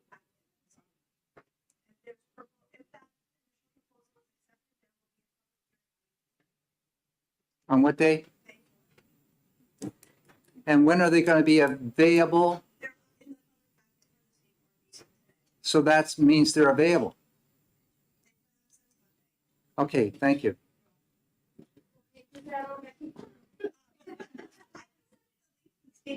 Yes. We're print 20 copies back. 21. We don't. Well, somebody's going to look at them. Thank you, Mr. Chair. Yeah, and it does say specifically that we don't have the responsibility in law to develop these. It's that of the State Board of Education, both minimum standards and the minimum public school approval standards. But we have the task then to review and recommend these. Further discussion? Okay, not seeing any further discussion. We need to get on to the beyond the discussion stage here. Yes. Yeah, just quickly, in comparing the Oversight Committee with what 371 is looking to create. 371 is very specific with respect to the minimum standards for public school approval. The commission shall recommend model minimum standards for public school approval, recommend to the State Board of Education rules for fulfilling the minimum standards for public school approval. I'm not seeing the parallel in the Legislative Oversight Committee on page 541. So the 198 C8A, 193 C8A provisions. Because what the Oversight Committee is charged with really revolves around 198H, which is the accountability provisions and not the minimum standards for public school approval. So I see these as two very separate and distinct committees. Further discussion? Okay, we're getting now into the mode of putting a motion on the table here. So, a representative, pardon me? Yeah. That's academic standards. This is House Bill 371, and I call on the chairman for a motion. Yes, I move ITL on HB 371. Is there a second? Representative Ford. Comment further? Well, the comments I have are, I think I've already made them in the discussion, and it's getting late in the afternoon. But the task, I believe, how this is going to be accomplished and how it should be done is that's outlined in the statutes already. And this provides us the opportunity to get on it immediately. And I think that's what the state would ask us to do. And so I would prefer to accomplish the tasks which you see that are outlined in 371 through the statutory methodology that's already put in place for us to follow. Thank you, Representative Ford. Anything? Say again? Anything for you? Any I comment? think that pretty well covers it. Thank you. Great, thank you. Any further comment? Well, can we get on with the vote? Great, thank you. Madam Clerk? The motion is ITL. Vice Chairman Cordelli. Yes. Representative Lekis. Yes. Representative Ford. Yes. Representative Belcher. Yes. Representative Dry. Yes. Representative McDonald. Yes. Representative Noble. Yes. Representative Peternell. Yes. Representative Tenzar. Yes. Representative Myler. No. Representative Cornell. No. Representative Tanner. No. Representative Luno. No. Representative Ellison. No. Representative Woodcock. No. Representative Priest. No. Representative Balboni. No. Representative Cascadden. No. Representative Damon. And Chairman Ladd. Yes. The vote is 10 to 10. I'll move ought to pass. Is there a second? Second. So we have a motion on the table, ITL on 371 made by Representative No, Luno, and second by ITL. No. Oh, OTB, excuse me. And second by Representative Myler. Further discussion? Madam Clerk? Just a moment. Okay, the motion is OTP. Vice Chairman Cordelli. No. Representative Lekis. No.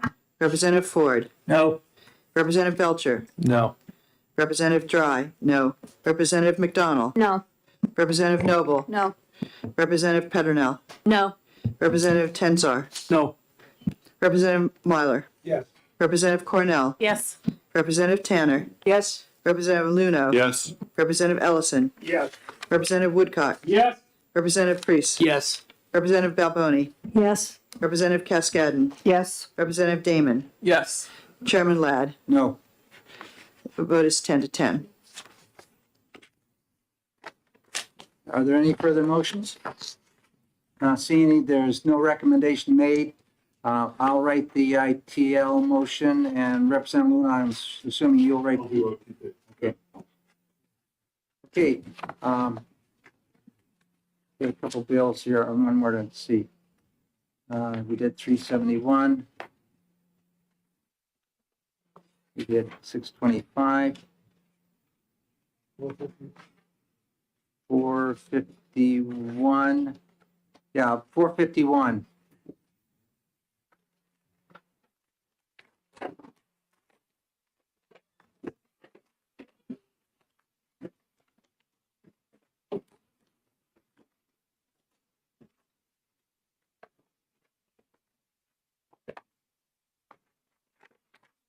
451 is a bill relative to the State Board of Education prohibition on discrimination.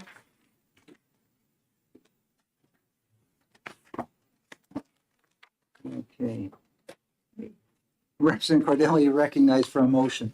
Thank you, Mr. Chairman. I would move ITL on House Bill 451. Is there a second? Representative Belcher seconds the motion. Representative Cordelli, you would speak to your motion. Thank you. I think we're getting into territory beyond our responsibilities. I see many issues with this bill. Educational vendors, who are they?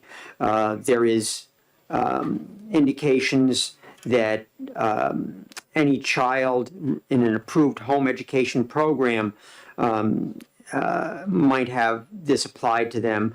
There are claims to be submitted to the Department of Education for discrimination purposes, which is totally new, and I don't think in line with the responsibilities of the Department of Education. So I think that this is a reach. No one wants to see discrimination, but this is getting into territory that we shouldn't be in, I believe. Further from the maker of the second the motion, Representative Belcher. Ditto. Okay. Further discussion, Representative Tanner. Thank you. I'm the prime sponsor of the bill, and this isn't the first time I've had this bill. It's a very simple bill. There's two levels of non-discrimination laws that affect education, affect New Hampshire. One is the federal laws offered by Title IX and a few other areas. Basically, they're very basic: race, religion, ethnicity. New Hampshire, in its wisdom, has expanded protected classes on their non-discrimination bills to physical and mental disabilities, gender identity, sexual orientation, religious creed. You can read it in lines 5 through 10. And our public schools abide by that. And our public charter schools are supposed to abide by it as well. I've heard anecdotally that some people have been having the vouchers and going to schools and have been told they're not a good fit, and they belong to some of these protected classes. I don't think that's what the people of New Hampshire would want, and certainly I don't think that discrimination is fair. I think that as far as educational vendors is concerned, that we've had this discussion before. There are certain vendors that are approved by not only the scholarship organization, but also the DOE. Certainly, that is not a big issue. And there is a bill, I don't know if it's being heard today or tomorrow, in which the DOE is actually asking to be able to receive discrimination complaints. So I think that issue is that was brought up, that the DOE isn't set up to take discrimination complaints. And certainly in this bill, it says that the discrimination complaints can go to the Department of Education or the New Hampshire Commission on Human Rights. And the New Hampshire Commission on Human Rights has traditionally been for employment and housing. And in employment and housing in the state of New Hampshire, all these protected classes are protected. And recently it's been extended into some educational discrimination cases. So they're getting, the last time we had this bill, there was some discussion whether they were set up to handle education discrimination cases, and they are. I just think it's fair. I mean, I think we have a responsibility to give a free, adequate education to every child, all children, regardless of where they come from, their parents, their economic status. That's what my taxpayer-funded, resource-funded money should go for. That's what I want it to go for. I think that's what the majority of citizens of New Hampshire think their money is going for. And so I think that with that type of taxpayer resourced money goes accountability, and this is just one part of the accountability for it. So I offer this legislation to pass. Representative Cordelli? Thank you. Two things. First, the bill related to complaints being sent to the Department of Education was my bill. And the issue there was, in large part, complaints being forwarded to the Department of Education by administrators in schools about things that were going on. The problem that they ran into was the inability to make referrals to the Attorney General's office because it wasn't in statute. The Attorney General's office denied receiving those complaints from the Department of Education. Based on the legislation that has been worked out, the Attorney General's office is now in agreement, and they're drawing up language so that the Attorney General's office will receive those complaints to take to the Human Rights Commission. That's point one. In terms of private schools and discrimination, private schools do not have the taxpayer funding that public schools have. They cannot accommodate some children with disabilities. They work to make sure that they are not accepting tuition money just to get tuition money and not being able to provide the adequate services to those children with disabilities. They will tell those families, we cannot provide the appropriate services for your child. I've got documentation about from the Catholic Church about their inclusion policies for children with disabilities and trying to work with children with disabilities to the best of their ability. I wonder, with discrimination in private schools, would we require a Christian school to accept a teacher applying who believed counter to the faith and be an instructor in that school? Would that be required as part of this bill? Point number two. And point number three, I don't know if the State Board of Education wants to get involved with hearing discrimination cases. I think that they probably have enough work on their hands. Further discussion, Representative Tanner. I'd just like to respond to that. First of all, you'll notice that this bill is about admissions. The employment, again, is through the Human Rights Commission, and there are specific rules regarding religious schools and their employers. There's been a plethora of legal precedences set for that. So this doesn't even talk to that. This is about students. And I would say that one of the things that bothered me the most, I think, was that, let's say a student has been going in a public school for a number of years and has a disability, and that school, and part of the issue with school funding, with funding public schools, and why private schools and voucher schools are that much cheaper, is the fact that public schools, if they have somebody with a disability, has to have a ramp, has to have some way for that child, regardless of what disability they have, to be included in the school. We have an inclusion policy where it's the least restrictive environment. And so here's a student that's been in a public school, and then the parents decide that they would like to, and perhaps it's the end of sixth grade, and the parents decide that there's no junior high school, that the kids are all going to a different school, and there's a really nice school nearby, maybe a KUA or a Co-Brown, and most of the school kids get into that, but this kid with disabilities, because she's in a wheelchair or because he has a learning disability that needs special accommodations, with the EFAs, can't follow that into a school.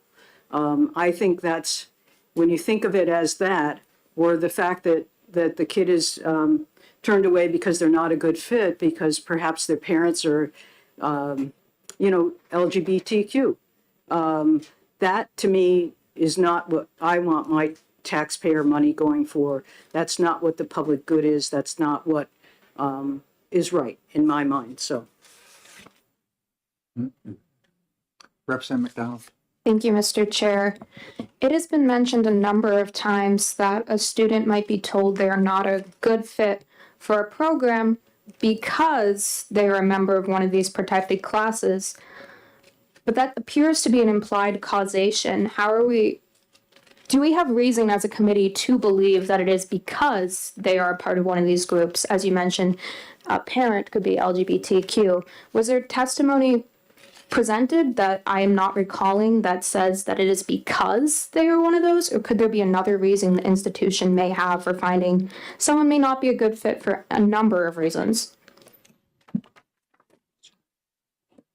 Yes, Representative Belcher.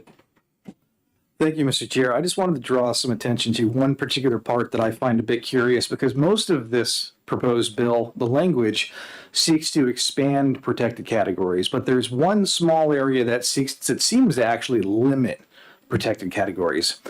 And that's where we see the word creed. Creed is pre-existing law that is protected already. But in this bill, it adds the word religious creed. So it adds the word religious before creed, thereby limiting the scope of creed. So I'm wondering if that right there, because creed, obviously, you could interpret that to mean ideological creed. You could interpret that to mean political creed. So I'm wondering if that right there is something that could lead to a political or ideological discrimination, because it's not outside of the religious sphere. Further, Representative Cordelli. Thank you. I just note that the first states that implemented programs for education savings accounts, the primary eligibility student population was children with special needs in all of those first six states. Those states have grown. Parents are finding that they are not getting the services that they think their child needs in the public school and are looking to get their child those services elsewhere. The success of those states in providing education savings accounts to those families is proof of that. Further discussion, Representative Cascadden. Just a clarification on the word creed. It's a statement of a basic belief of a religious faith, a system of Christian and other religious beliefs of faith. Yes, Representative. I'm still confused as to how an online program or an educational vendor can be discriminatory in admissions, and looking for an answer. Mr. Chair? Yes, Representative. I think creed is in the original statute. It's in 300 something, so we don't have it in our books. But as far as the online vendors, again, it's admissions. So if, say, Prenda or VLAX has courses, and I'm sure they don't do this, but that a vendor like that might discriminate and say this person wasn't eligible for taking that particular course. Follow up? Yes. What happens if they turn out to be discriminatory? Well, this bill, it's anything. Like if you feel you're discriminated against, and even though we didn't have anyone specifically come into the testify on that, there certainly is anecdotal evidence out there. If you feel you're discriminated against, then you have someone that you go and lodge a discrimination complaint with, and in this case, the school superintendent, or just like a Title IX complaint, you have a person that's designated within the school to handle those complaints. Then it goes to the Human Rights Commission usually, and they do an investigation to see if that's actually the cause, and then tries to make some sort of resolution to it. If there isn't a resolution to it and they feel a law has been violated, then they turn it over to the AG's office, and that's how they get involved. That's how generally discrimination cases are handled. Can I just ask one more? Yes, go ahead. So my question is, and then if that happens, does the money not get spent? Are they written off as not being eligible to receive any money anymore? Or like what happens to somebody if they are ruled on as they've been discriminatory? That depends on what the judicial area decrees for them to change. Either they have to change their practices or, I mean, certainly I didn't put in here that they have a civil right of action, which occurs in a lot of bills that we get, but I'm sure that if that would be one avenue that they could take would be a civil rights of action against the person or organization that's discriminating against them. It's like anything in the state. I mean, now we have housing and we have employment that's generally covered by the Human Rights Commission, and they've had a number of, they get constant complaints. So, Representative Belcher. Thank you, Mr. Chair. Just to clarify what I said before, yes, the word creed is in the original existing law, but the word religious has been proposed to be added before the word creed. And from the Oxford Language Dictionary, the second definition under the word creed, a set of beliefs or aims which guide someone's actions. So religious is not the only type of creed, and you could interpret this very readily as allowing for political or ideological discrimination that does not fall under religion because it adds the word religion before creed. Further discussion? Yes, Representative Lucas. The thing that I have an issue with is mental handicaps, and my question is, if you have a school that is specifically designed, or it could be physical handicaps, if you have a school that is specifically designed to take certain students, and that's the focus of the school, whether it's somebody who's gifted or somebody who's dyslexic or somebody who's Down syndrome, and somebody who doesn't fit into that category wants to attend that school, it wouldn't be a good fit for them. And are we going to now claim that they are being discriminated against because whatever they don't fit into that school that's designed to deal with a specific need? I'll answer that. So you'll see in paragraph B, where it talks about schools that are set up expressly for the same sex, single sex, or to classes or programs or activities in an educational institution that are offered to students of a single sex or who are separated by sex. So that covers like all boys schools, all girls schools, Girl Scouts, Boy Scouts, whatever. What you're talking about is non-protected classes. Can they be non-protected classes discriminated against?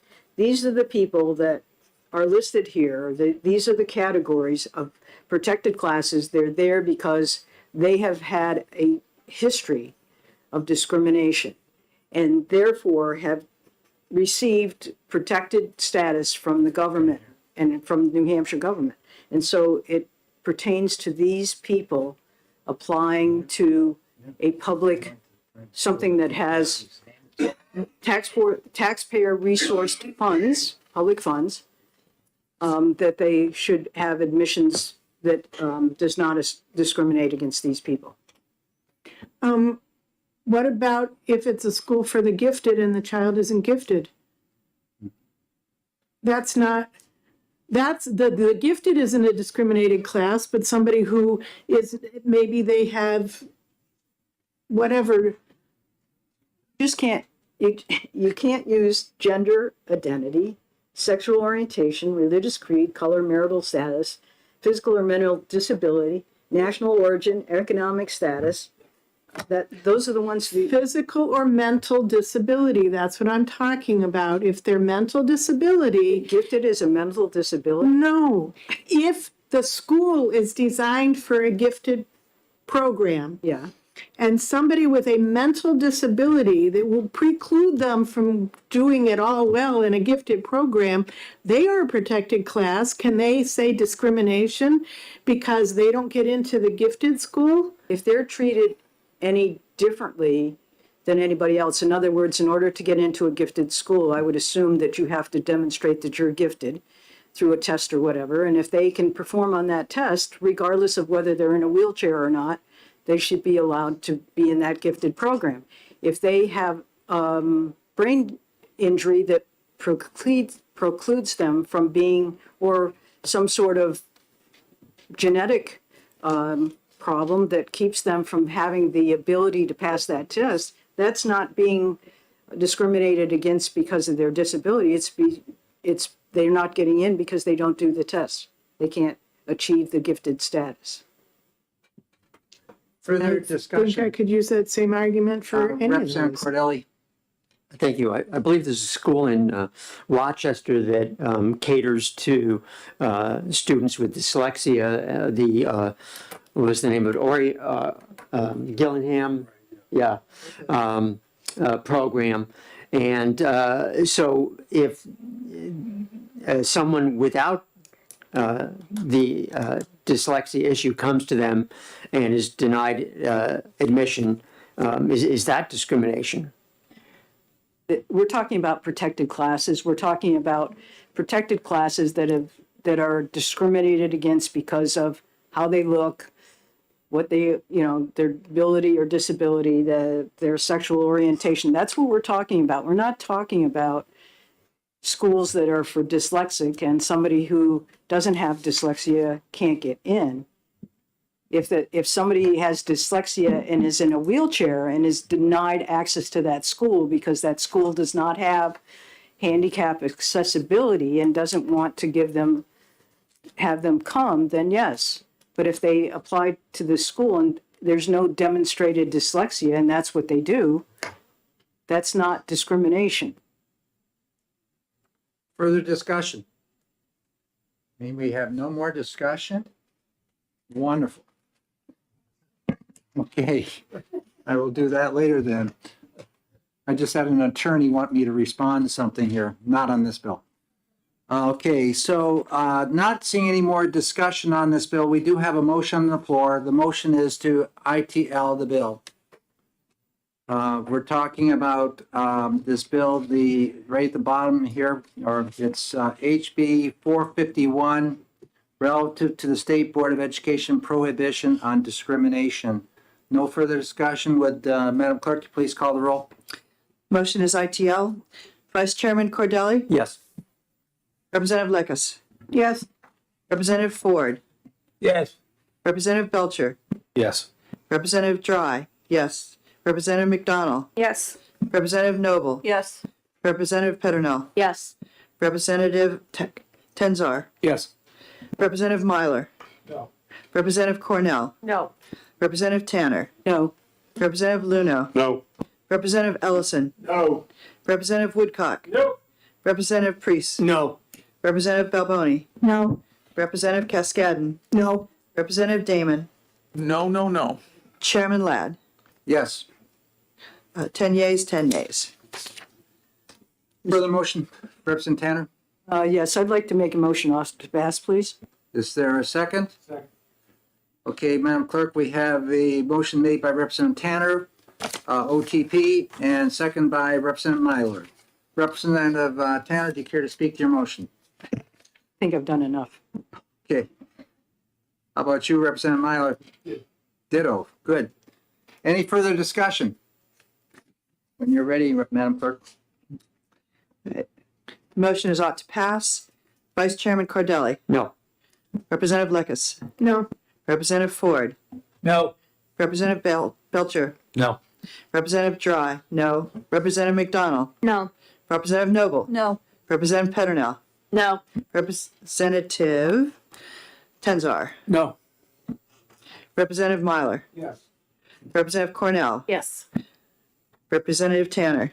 Yes. Representative Luno? Yes. Representative Ellison? Yes. Representative Woodcock? Absolutely. Representative Priest? Yes.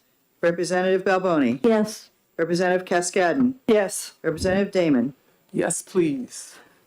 Chairman Ladd? No. 10 yeas, 10 nays. I'm assuming that Representative Tanner, you'll do the report. I will. Okay, Representative Cordelli. Okay. That leaves one bill. We can carry this bill forward to tomorrow because we're right on 5 o'clock. Yeah. You want to do it? No. I'm game for it. I'm gonna get home in the dark Patty said anyways. It's, do we have any homework tonight, Patty? You got?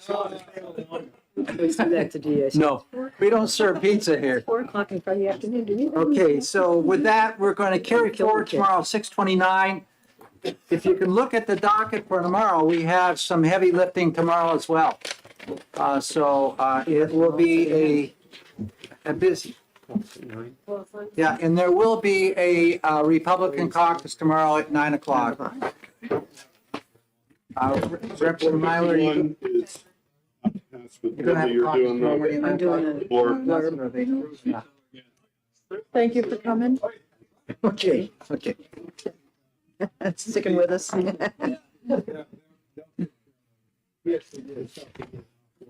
Okay, yeah, and anybody that has reports due today, please get them first if you're working with Representative Myler to him. And then the others, please get to myself, please. Thank you very much and safe driving.